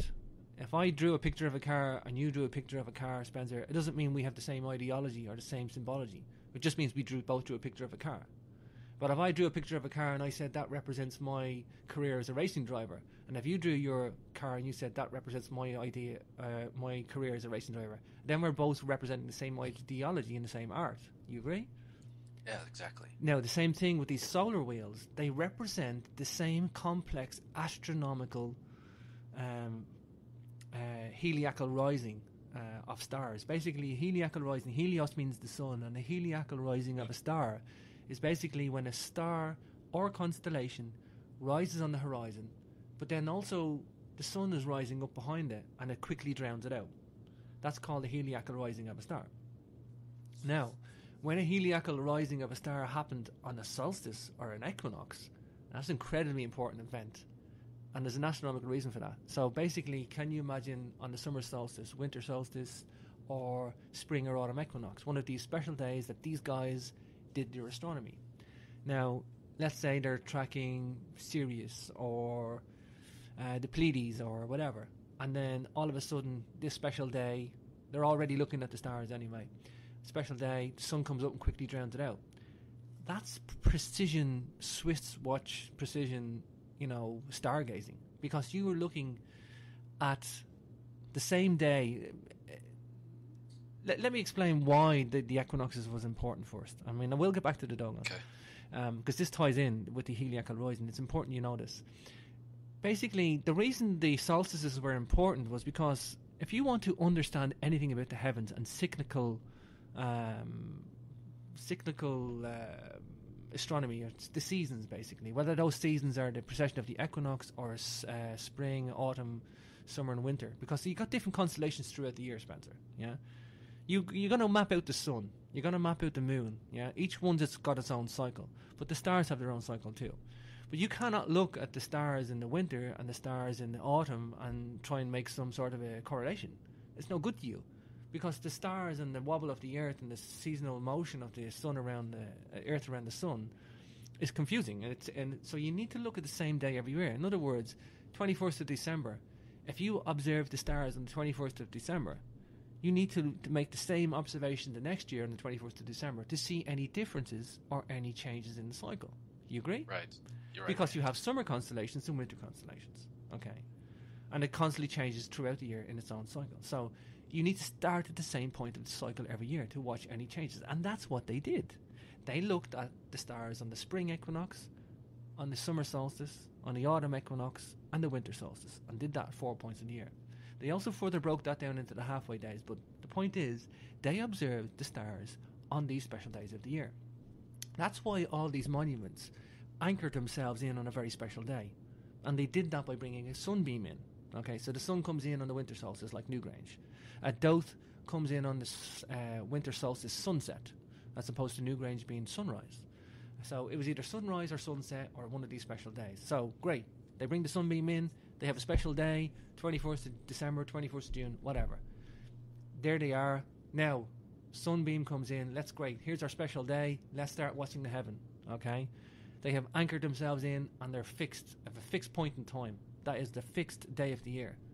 They didn't have a nice little calendar from their local Chinese to look at, okay, today's the 21st, we're going to go and look at the stars, you know what I mean? It's like, they didn't have these calendars sitting in their kitchen wall, like, you know, sitting away, it's going to be a special day today, let's go out. You know, these guys had to build monuments to observe the heavens. No.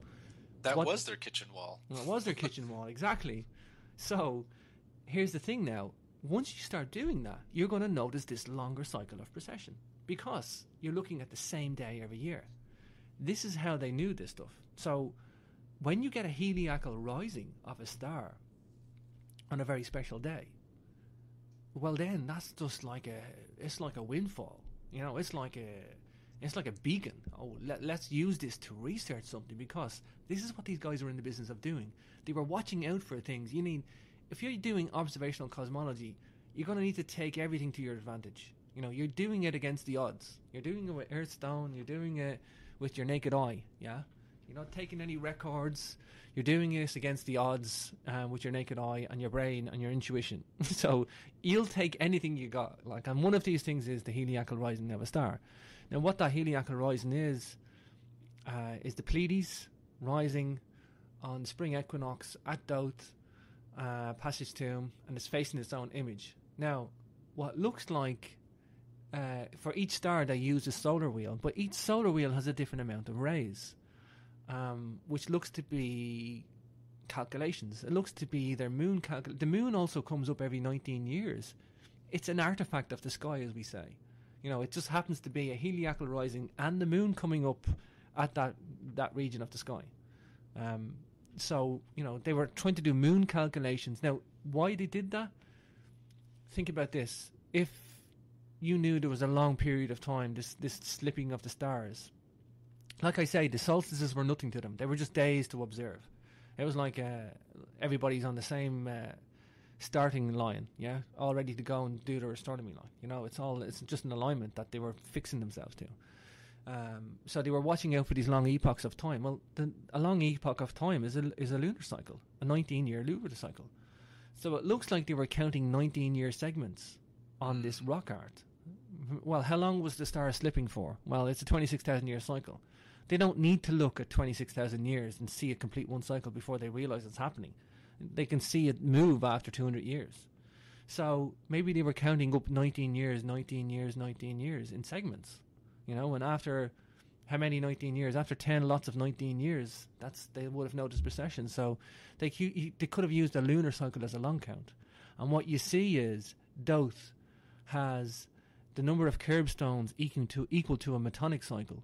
It looks like you have moon calculations incorporated into the Pleiades stone, as we call it. And it looks like the Pleiades stone is facing its own image in the sky. And it looks like they were calculating precession by using the moon as a long count. It's incredibly complex to understand that. But the point is, you know, these solar wheels were utilized by the Egyptians, and these solar wheels were utilized by the Dogon tribe. The Egyptians were also aware of precession of the equinox, and all three of them were using these solar wheels to represent the heliacal rising of a star. Incredibly individual, specific type of symbology. That's just mind-blowing in itself. Now here's the thing. You know, it's interesting, you know, just sitting here thinking, first of all, you know, what runs through your mind is how clear the sky must have been, you know, back in those days. obviously they didn't have these, airplanes spraying chemicals into the sky like we're suspecting is going on right now. They didn't have the lights from the cities and everything. So, the sky was their canvas. It was their TV, just like you said. Mm-hmm. So they had access to all this data. And it makes me wonder, with them discovering how to count all of these long periods of time, what I begin to think about is, what were they using the knowledge of this time for? Like, what, were they using it for marine navigation? Were they using it because they realized something that we don't really know very well today, which is, climate? Does the climate change dramatically over long periods of time, or does it change quickly, but over with gaps in long periods of time? Like, you'd think that the way that we would paint a picture of these civilizations back then were just farmers. Like, all they would really need to know is summer, spring, fall, and winter, and but yet, when you add the complexity of these calendars that you're describing, it paints a completely different picture of what these people were doing with the knowledge of their time. Sure. I mean, yes, when we touch on the marine thing in a minute, I mean, they either did it for record keeping, to keep records and calculate and calendar building, whatever type of record keeping that might have been.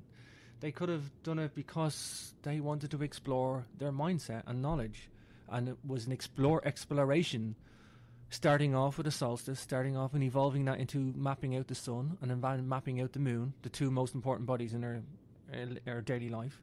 And then from there they extrapolated to the stars and then realized there was something else like precession of the equinox, not just summer and winter constellations, but an equinox, precession of the equinox. And then they could have been exploring that. So it could have been an exploration of mindset through intuition or imagination or whatever. So it could have been just because they had the ability to do it. It also could have been because they were given the knowledge.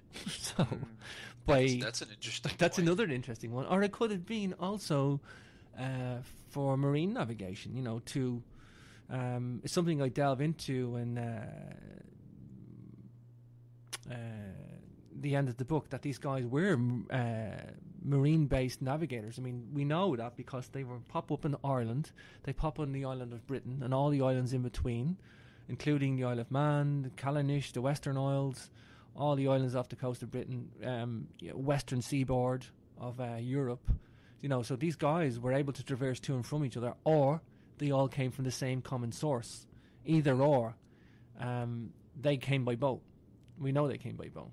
And that's where the Dogon thing comes into play, is everybody seeming to have the same knowledge at the same time. It's very fascinating. Well, the thing about the Dogon is it wasn't just this solar wheel. I mean, we have triple water wave glyphs used in Egypt and the Dogon and Ireland. So they Laird Scranton refers to it as a glyph for matter and waves. That's its own field of research. I'll let people go and research Laird Scranton for that. I quite like that. But the triple water wave is inherent at megalithic rock art, as well as the solar wheel that the Dogon use, as well as the spiral that the Dogon use. So the spirals and the solar wheels, this celestial lore links to the star Sirius, and also the Sirius connection with Newgrange is incredibly sophisticated and incredibly accurate, and it's actually one of my best examples for the triple spiral being explained. Oh yeah, please talk about that. That's fascinating as well. Well, the thing is, when you see that the Dogon used the spiral, and you see that the Dogon used the solar wheel, and that the Dogon used the triple water wave, they also had a veined leaf. If you picture an artistic representation of a leaf with veins on it, the Dogon used this as well as the megalithic art as well. So, it's starting to become a bit apparent then that there's some sort of a cross-cultural link. By the way, the Dogon survive today in Western Mali. However, they go back into deep antiquity. I've pretty much accepted myself. It's a complex story to tell, but they did most likely come out of ancient Egypt. They've got weird Judeo-Christian practices of circumcision. They have a lot of cross-cultural contact with the Egyptian. It's most likely the Egyptian civilization sent out a backup copy into the desert, knowing that they would fall from grace one day, that their writing and symbology would become corrupted, and they kept an oral copy, an oral tradition, an oral history going out through the Dogon, who resist at all costs to be corrupted by external influence, either by Muslim tradition in Africa or whatever. But basically, we know that the origins of the Dogon and some of the stuff that they talk about is basically a mirror of what happens in ancient Egypt. Also, you can trace the Dogon masks that they make. They worship this star Sirius. They have strange celestial lore that they're not supposed to have. It's another whole strange entity in itself. However, these masks that they make are made every 50 years to represent Sirius. The Sigi festival is called. However, these masks are made out of wood, and if you calculate the number of masks that they have, which they store in a cave, these masks are made every 50 years. So if you calculate the number of masks that they have, you can calculate how old the civilization is. However, these masks go back as far as the masks are crumbling to dust. So we know at least the Middle Ages, and the rest have just turned to dust in the room. So these guys don't destroy these masks. They keep the masks and they make a new one every 50 years and put it back in the cave. So we know that these guys go back into deep antiquity because of the ancient Egypt links, plus at least the Middle Ages with the tangible evidence that we have. They most likely migrated from ancient Egypt around the top of North Africa, and then down into Western Africa, into Mali, where they reside today. Why they migrated like that, I'm not too sure, but the migratory route is there. There is megaliths around the top of North Africa, and there is megaliths across the Straits of Gibraltar in Alcalá in southern Portugal, across in Malta as well, which is off the top of North Africa. Actually, Malta is further south than the top of North Africa in terms of latitude. It's actually the top of North Africa is higher in latitude than it is from Malta. Malta's just off the coastline, although it's classed as Europe, a European denomination. But you have islands around there. So, I mean, Malta, again, incredibly sophisticated links with Dogon as well. The same solar wheel appears in Maltese art. Again, the spiral appears in the hypogeme in Malta. So I have no doubt that the Dogon have been influenced by the same people as the megalithic builders. That's my best way to put it. So I'm not saying that the Dogon built the megalithic art. I'm not saying that the megalithic artists people taught the Dogon. Maybe they had a common source or a common teacher. Either way, there's some sort of cross-cultural contact, whether that's from a common source or to and from each other. That's all we can really say. However, these complex symbols and symbology is something that I touched on in the book. I didn't want to go too crazy on it and talk about the Dogon, because it wasn't a book about the Dogon, it was a book about archaeoastronomy. However, I did want to present the knowledge, and the irony is that in Newgrange we have an alignment to a triple star system series to a triple spiral. I'll leave the readers to hypothesize on that. However, I think this triple spiral was to represent the precession of the equinox, and I think Newgrange personally was an ancient crude precessional calculator. Basically, Newgrange is aligned to the sun, to the winter solstice sunrise. Okay, so the sunbeam comes up on the horizon 2 minutes to 9, enters the passageway, still does this today 5,000 years later, and it'll still do it 5,000 years from now, because we're in the solar system. The alignment might be off by a fraction of a degree, but very, very little, only because of the wobble in the Earth, the little Chandler wobble, which is a 40,000 year wobble, not to be confused with the precession of the equinox. However, this sunbeam is pretty accurately still hitting almost the back chamber today.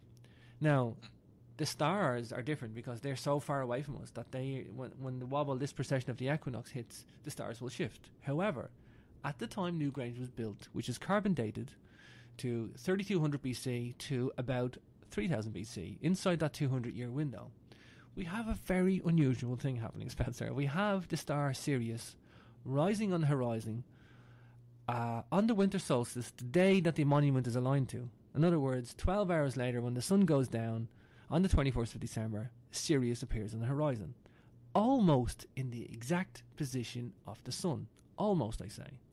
Now, However, because of precession of the equinox, the stars slip over time, and it precesses. In other words, it moves across the horizon every year. Every year it gets closer and closer to the left, and then eventually gets closer and closer to the right. And this happens over 13,000 years to the left, 13,000 years to the right, completing a 26,000 year cycle. Now, at the time Newgrange was built, like I say, it almost comes up on the horizon.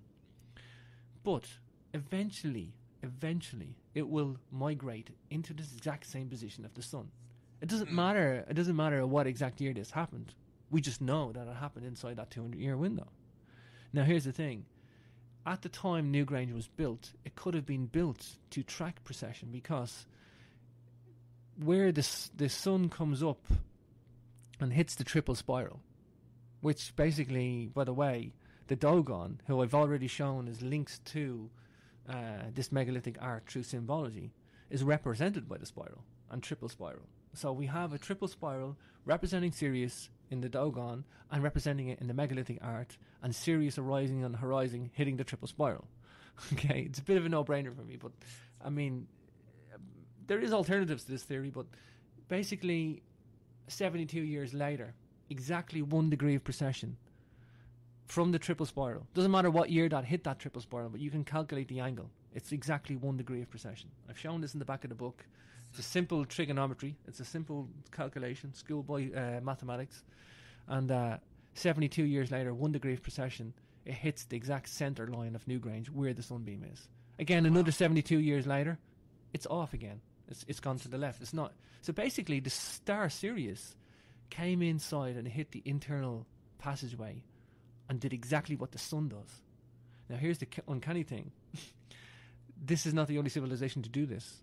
In the Temple of Dendera in Egypt, they aligned the star Sirius so that the star Sirius would come in and light up the temple at night time. And basically it would shine down the long hall in the Dendera temple. Not only that, after a couple of 100 years, Sirius would be out of alignment because of the effect of precession. They would rip the temple down, keep the base, and rebuild it again. Wow. To accommodate for the star Sirius. Not only that, we know that because we can see the old foundations time and time again being rebuilt. And the Egyptians were in effect for a long epoch.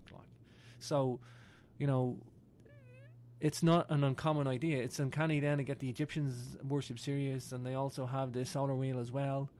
There's links with the Dogon and Sirius and the triple spiral.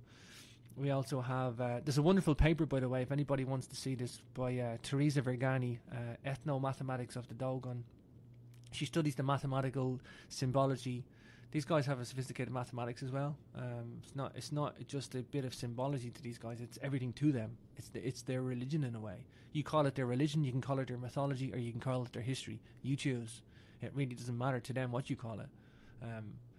But the point is, Sirius hits the triple spiral at Newgrange. Then it eventually, 72 years later, it will hit the exact back chamber of the stone, and then it will also hit the. It will eventually migrate out again, but it only happens in that window, that 200-year window. So it's mind blowing in itself. You know, it's not just the link with Sirius. It's not just the link with the Dogon. I mean, there's many things to link in it there. These solar wheels.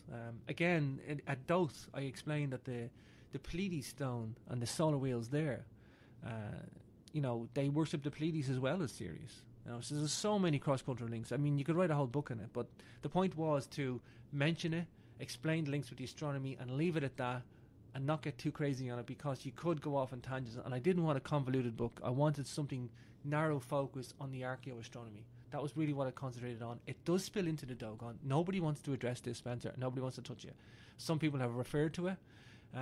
Many have referred to it, and I've anecdoted that in the book, that there's been several people mention this, but nobody really explain it in the archaeoastronomy details. Well, you know, I'm going to, you know, leave the convoluted part to me, because I'm going to pull you into it. Wow. You know, just to be true to the theme of this program, as listeners will find as they listen to different shows, you know, we're talking about consciousness here, and we're talking about the conscience. And everyone is battling their conscience these days, it seems like. So, you know, there's always, no matter how tightly you want to stay into your box, you're going to have these questions that are eating you. And I'm sure you have a lot of questions that are kind of eating at you, like, well, this theory doesn't make sense, so I'm going to have to look at it from this perspective. And these ideas might be in their infancy. But one thing that I'd like to jump back to is the archaeoacoustics, and maybe even looking at altered states of consciousness. Mm-hmm. How do you think these ancient cultures were using the archaeoacoustics to achieve, or were they achieving altered states of consciousness, and kind of correlating it and linking it to the archaeoastronomy? Mm-hmm. Sure. Yeah, great question. I didn't really touch on that. There is a whole reason why I think the acoustics was encoded from a consciousness point of view. Just before I go into that, just a little point worth noting to finish up on the Dogon. These guys were sophisticated with their acoustics as well. They talk about acoustics and that they got acoustics knowledge as well. And it's in allegory, but there's an acoustics link there with the Dogon too, which is even more bizarre.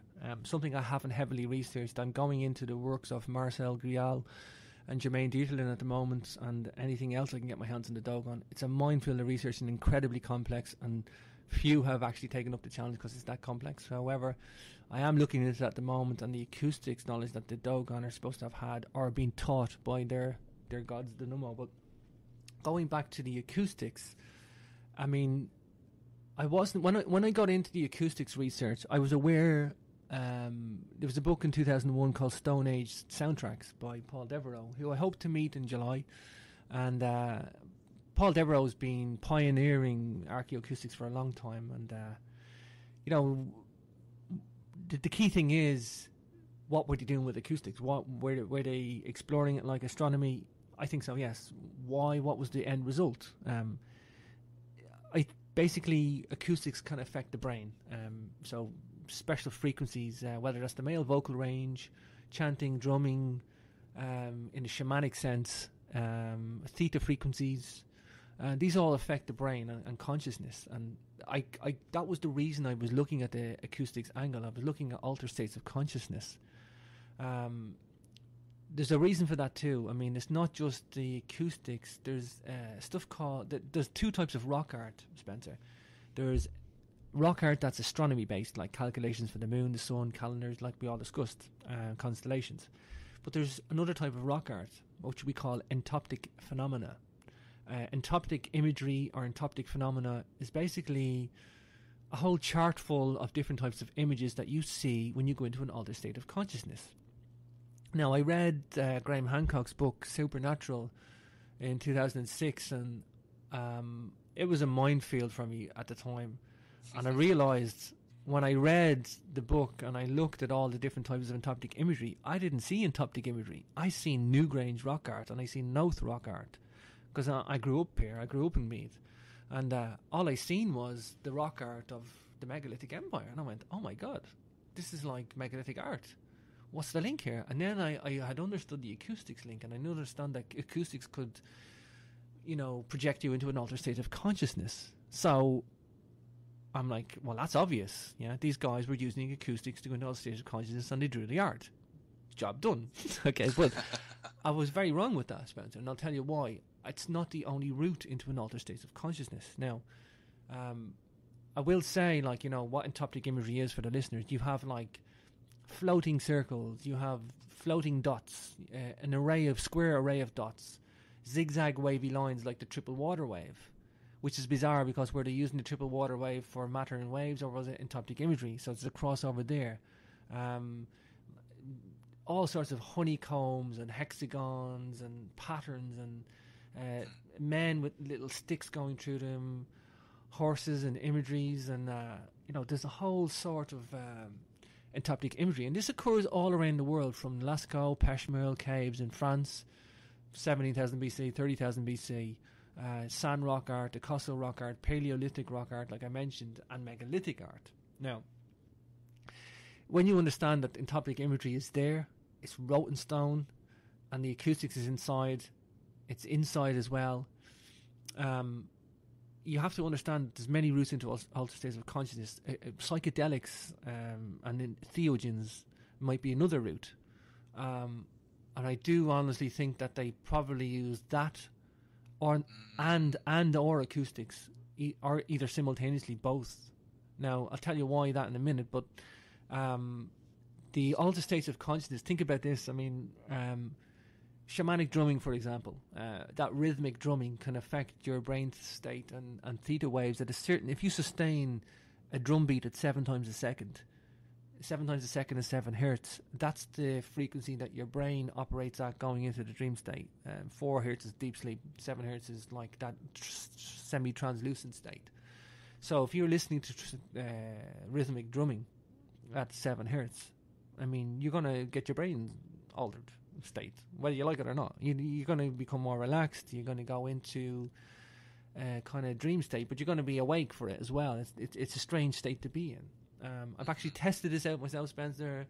I wanted to feel the intensity of it. If you can sustain 7 times a second, by the way, Spencer, is a hard drum beat to sustain for a long period of time. It's quite a physical thing. Yeah, and that's close to the resonance of the Earth, from what I understand. Is that correct? Correct, as well.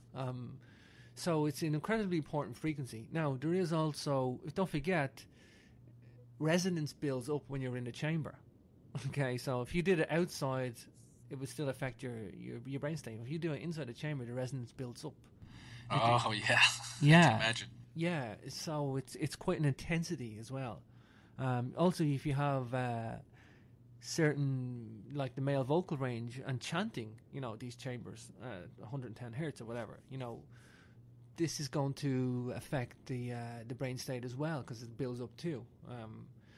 So it makes sense to me that acoustics can affect the brain state inside. Again, a woman, a Welsh harpist, and the harp's pretty common in Ireland too, and the Welsh harpist has used the sound of the harp to treat the people with depression, and has been able to show how it can affect the brain state and make them elated and bring them out of a depressive state.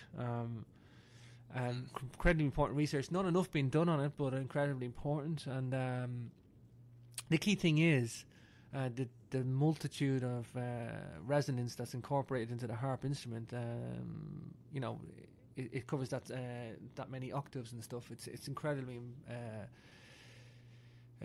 mellow sound to listen to, and it affects the brain state. So these monuments are acoustic monuments, and they have this syntoptic phenomenon. Now, psychedelics and entheogens, you will see these same images, because it doesn't matter what the route to the altered state is, whether that's a psychedelic or entheogen, from magic mushrooms to, ayahuasca to Nana muscaria, the red mushroom. I mean, some of them are more intense than others. There's salvia. There's many sorts of compounds that can take you there. I did come across an article. I think it was the late Philip Coppens had wrote, and explained that the Hyperboreans, these mystery people who were black in origin, which is strange enough that the Dogon are black too, but they were black in origin, and they had a hallucinogenic brew. And now, the hallucinogenic brew they drunk seemed to open their consciousness. Now, the key thing about pointing out this is that these guys were known to have a temple in the north called the Hyperborean Temple of the North. And we have Diodorus Siculus wrote about this in about 30 BC. And Diodorus Siculus was a Roman historian, and he wrote incredibly important pieces of work, and he wrote about these mystery people, the Hyperboreans. Now, the Hyperboreans, Temple of the North, we were given 3 pieces of criteria. The 3 pieces of criteria were that the Hyperborean Temple of the North was situated on a very large island the size of Sicily. Now, this Temple Borean also had a lunar alignment every 19 years, a very special lunar alignment. And it also had an alignment to the Pleiades. There it is again. Yeah. Now, here's the thing. There's only one place on the planet that fits that 3 pieces of criteria, and that's Callanish Stone Temple on the Scottish island of Lewis in the Outer Hebrides, which I have been to and lived on and worked on, and I've been to this monument. As I said, it's incredibly difficult to get to. However, you got to understand that it's like a circle with a cross in it, and the cross here basically lines on the lunar alignment every 19 years. Basically, the moon would seem to bob up and down on the mountains in the backdrop on the horizon and stop on this 19-year lunar alignment. And to the east and west, basically the Pleiades alignment, and of course the island of Lewis is about the same size as the island of Sicily. Now, the point is, this could be anywhere at that latitude. However, there is only one monument on an island at that latitude. Yeah, it could be anywhere on that ring of latitude. Yeah. However, because it has to be only at that latitude can the lunar and the Pleiades alignment happen. You got to understand that bit. It's on a ring of latitude. However, there is only one monument on and there's only one island that fits that criteria at that latitude. So by a derivation, elementary there, Watson, by a derivation of criteria, we've pretty much said that Callanish is the Hyperborean Temple of the North. I pretty much accept that. Wow. So right there in that window, we have hallucinogenic drinking people. Yeah, this people who drank hallucinogenic brew linked with the megaliths. So I can't deny the hallucinogenic entheogen element to the megalithic builders, nor can I deny the acoustics one. I actually pretty much accept that it was both now. And yeah, put them together, that makes sense. Why not? I will say, I have been to Loch Crew last year and found magic mushrooms, the Liberty Cap mushrooms, growing 10 feet from the front door of Loch Crew, Carnell. Okay, that's too much of a coincidence. Well, yeah, I mean, because there's spores in the ground. I mean, these things grow in spores. They'll just come back every year. Now, so yeah, I mean... Yeah, so what came first then? That'd be interesting to find Which out came too. first? I mean, spores, or was it the structure? Well, I mean, the spores still have to be fertilized as well, so still has to be climate stamped and stuff. But I mean, it's just uncanny that they're there from the front door. I couldn't believe it. I was looking at them on I have a little video of it somewhere on my YouTube channel. But the point is, like, I mean, I can't deny either line of inquiry or either line of evidence. Either or, they both explain the entoptic phenomena. I agree. Totally agreed here. Definitely. Well, we're running out of time, but I have another question. I'm going to make you step outside your comfort zone a little bit more. So, bottom line, taking all of this unusual information into consideration and looking at us as a civilization today and how we view the ancient civilization and seeing that they're able to do some things that we probably would have trouble doing today. Who built them? Who built the structures, or who taught these people how to do this? Sure. It's not an easy question to answer. It's more like a psychological profiling of these people, like almost like a CSI thing we have to do, because we don't know. We've no idea. We're totally silent on these people. All we can do is profile their astronomy, profile their acoustics, profile links between the different megalithic regions, therefore associating them through cross-cultural contact either with other cultures or megalithic regions. You're literally having to build a profile of these people. So we call them the megalithic civilization. We know that they were most likely mariners.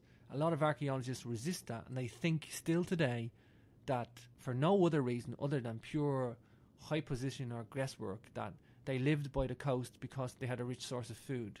Because they needed a rich source of food, like seafood, to get all their energy to build the monuments. That's their thinking.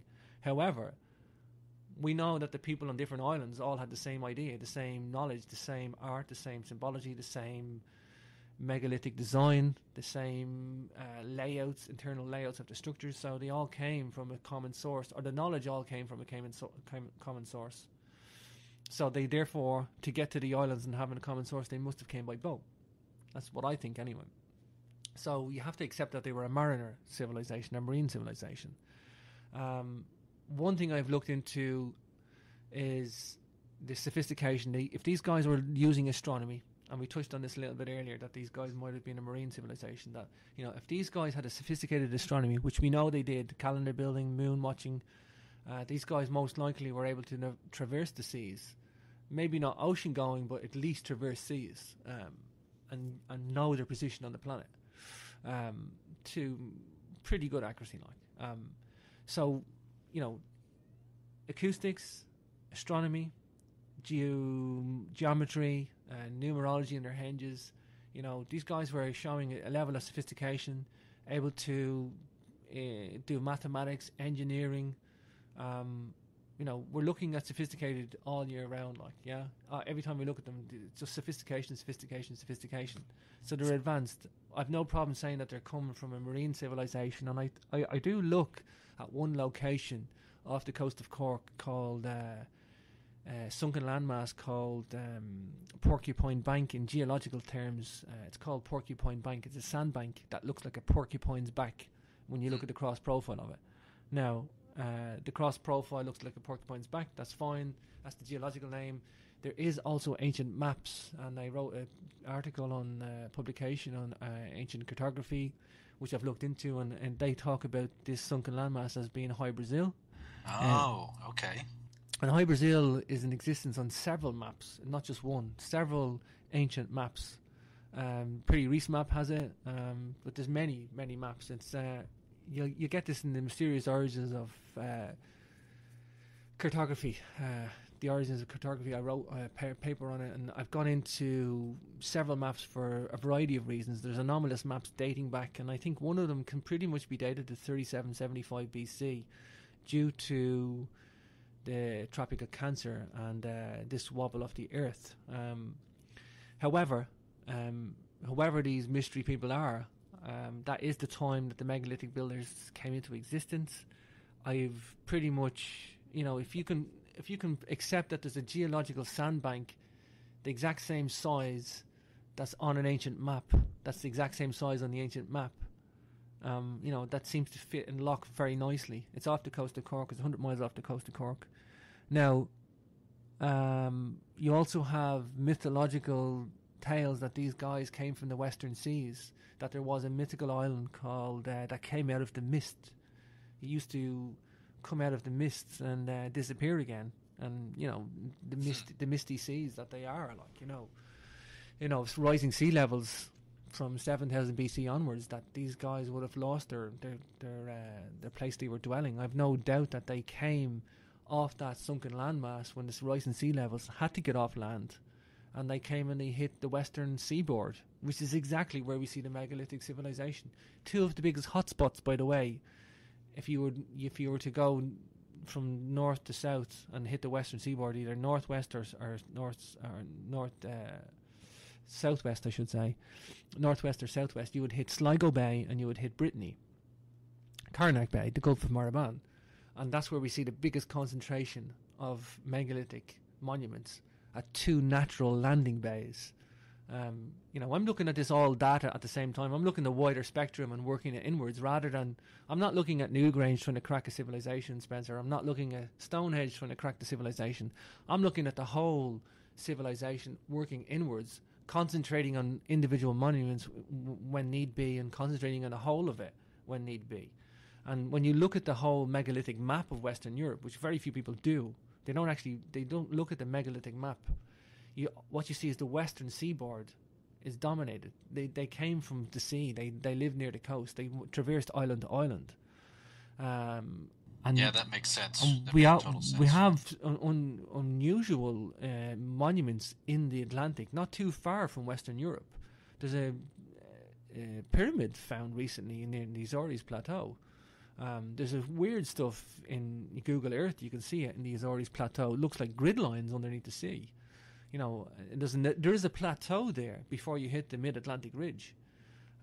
So I've no doubt that we have sunken stuff there and waiting to be found. It looks like we can see some of it. There's even a pyramid found there. It's being hushed up by the Portuguese authorities. They seized the sonar, but it's there online. You can see the Azores pyramid. I did a little feature on that in my show. But the key thing is, we have a little sunken landmass there and other sunken anomalies. If they did flee and hit land, the first place they're going to hit is Ireland and Spain and Portugal. And what they hit is basically two natural landing bays. That's Sligo Bay By the way, there's like 5,000 archaeological sites in Sligo alone. Like, it's like a massive hotspot, like, for a megalithic. It's like a megalithic theme park, as is Brittany. It's like a megalithic theme park. It's like Disneyland for megaliths, basically. You know. So are we looking at? Going back a little bit. I mean, are we looking at Atlanteans specifically, or do you think it's kind of potentially remnants or survivors of this civilization, or do you even want to go there? Yeah, I am an Atlantis hunter, by the way, but I'm not sure. Nice. Yes, I am, but I'm not sure if these guys were Atlanteans. I definitely think we're pushing them back towards that direction. I definitely think at least 7,000 BC to 5,000 BC, there was 2 waves of cataclysms, this rising sea levels. There was a massive rise in sea level in 10,000 BC, the melting of the ice caps. We know that. That's pretty much accepted now in geological sense. I think there was a series of cataclysms that happened after that. And I think 7,000 BC to 5,000 BC, there was a wave of people came. And what you have, ironically, in Sligo and Brittany, we have a wave that came in 5,000 BC. And then we have another wave that came in 3,500, 3,200 BC. And nothing in between. We have, for example, Carrowmore Megalithic Cemetery, no art. A group of people came there and built these passage tombs. Very little survives today, but they're all dated to about 5,000 BC, as are ones that are in Brittany, dated to 4,800 BC, carbonated. And then we have nothing for about 1,500 years. And then we have another wave. So it's like the last wave of sea level rose, and they all left, basically. And they scrambled for land, the nearest piece of land, which is Ireland and Spain, like, and Brittany and France, like, these northwestern European regions, like. And I think that's probably why you have a concentration of art, or a concentration of, you know, people who use crystal, or a concentration of bigger monuments as opposed to little monuments, or a concentration of one type of design over another. I think when there's a scramble for land, or a scramble for boats to get to high land in a cataclysm, I don't think you're going to orderly put people in a queue, Spencer, and say, okay, we need one artisan in this boat, we need one mathematician, we need one engineer, you know, we need one of each kind. Rats jumping off a ship. The rats jumping off a ship, exactly. You know, there's not going to be any orderly queue. There's going to be a scramble to get off the boats, and I think, you know, perhaps, I mean, it's bizarre that we have, even within Ireland, you know, no art at Carrowkeel, but we have the same type of monument as Newgrange. We even have the same light box as Newgrange. So it's like they didn't have any artisans up that part of the region. But then we have some stuff in Donegal that we've got bits of art up there, and there's no reason why one has art and one doesn't. There's no reason why one has, you know, the same style of design but no art, you know. And look at the Danish monuments. There's a high percentage of these monuments in Denmark as well. No art at all. Totally silent. Just no art at all. Again, Stonehenge, you know, incredibly sophisticated, large stones being manoeuvred. Incredible geometry, incredible engineering and feats of engineering, but no art whatsoever. Incredible use of acoustics.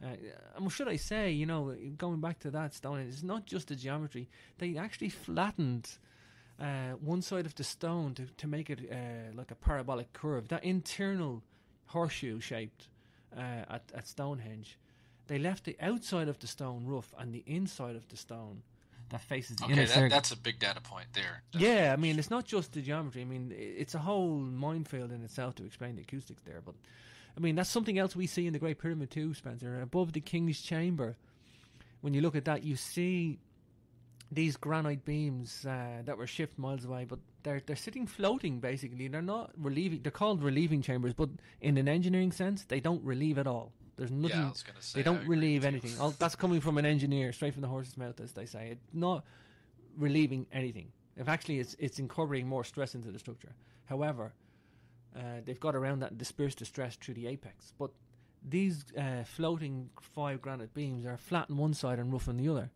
And again, would they be flat on the underside and rough on the top? Yep. And there's an acoustic. Wow. There's an acoustic reason for that. There's an acoustic reason for that, and no other reason. So, you know, why somebody has the acoustics knowledge and somebody doesn't, and why somebody has the artistic knowledge and somebody doesn't, and why somebody has a passage tomb and the other one has a long barrow, because a long barrow is another type of tomb I haven't concentrated on in the book. But again, these long barrows are like a long oval or a long triangle type as opposed to a circular monument. Then you have wedge tombs, you have court tombs. Again, why court tombs are in existence? They're like a courtyard built onto the front of a passage tomb. Bizarre again. So we have same type of core design, but slightly different aesthetics. And it doesn't make sense why everybody's got their own style. Again, even within the stone circles, you have recumbent stone circles and normal stone circles. Recumbent stone circles is basically this like flat altars type stone where the moon would come in every 19 years and seems to settle. It looks like if you looked at the stone, it looks like the moon sits on top of the stone as you look in the horizon. They're called recumbent stone circles. Pretty much only common to the top of Scotland. So, it's like there's individual characteristics. It doesn't make sense. It's like everybody had 5/6 of the puzzle, but not everybody had the whole lot. It's like... Well, when you put it all together the way that you are, eventually, we will come to a conclusion. And if you're able to do that, then, please contact me because I want to talk about that. Well, what I can say is these were mariners, they were acousticians, they were astronomers, they were mathematicians, they were engineers, and they most likely came from a sunken landmass, and they appeared as if from nowhere. Most likely fleeing from a sunken landmass. And I think one of those sunken landmasses was High Brazil, but I think there was many in the Azores Plateau, most likely the Western Seas, like the old Gaelic people said. I mean, we have the Book of Invasions and the Book of Leinster, two ancient Gaelic books talking about this mythological race called the Tuatha De Danann, some people say, and that they came from the Western Seas. Some people also say they came in on a black cloud, Spencer. It's like, it's bizarre. But most likely there's two separate books, both referencing ancient battles. They talk about the Fomorian, the Firbolg. They were giants, the Firbolg. They talk about the Fomorians. They talk about the Milesians, who came from Spain, and there was a peace treaty. They talked about this as if it was an actual historic event, not some mythology, although people call it this mythology now. But they were talking about peace treaties, and they were talking about warring tribes, and people were subjected to, it even reads like science fiction. They were talking about force fields being breached. It's like incredibly wild stuff, Spencer. But one of the things that they do talk about is coming from the Western Seas, that this mythical island used to appear out of the mist. And it is uncanny that we have geological and cartographic evidence of a sunken landmass known as High Brazil, which is, by the way, about a 20-mile diameter sandbank and a 20-mile diameter blot of an island drawn in the exact same location. So that's my best guess for one place they came from, but I think there's many anomalies in the Western Seas, off the coast of the Horn of Africa there and stuff. Fascinating. Well, we've run out of time. One thing I would like to ask you is if we can get you back on maybe in a month or so, and once you release your next set of books, and I would like to talk to you about metallurgy. Would that be cool with you? Wow, that'd be an honor, Spencer. That would be a pleasure to do that, for sure. The honor is mine. All right. Well, everyone, have a great weekend, and thank you for listening to Quantum Conscience. Please subscribe and meet us back here next Thursday evening. Look us up on YouTube at Quantum Conscience. Good evening.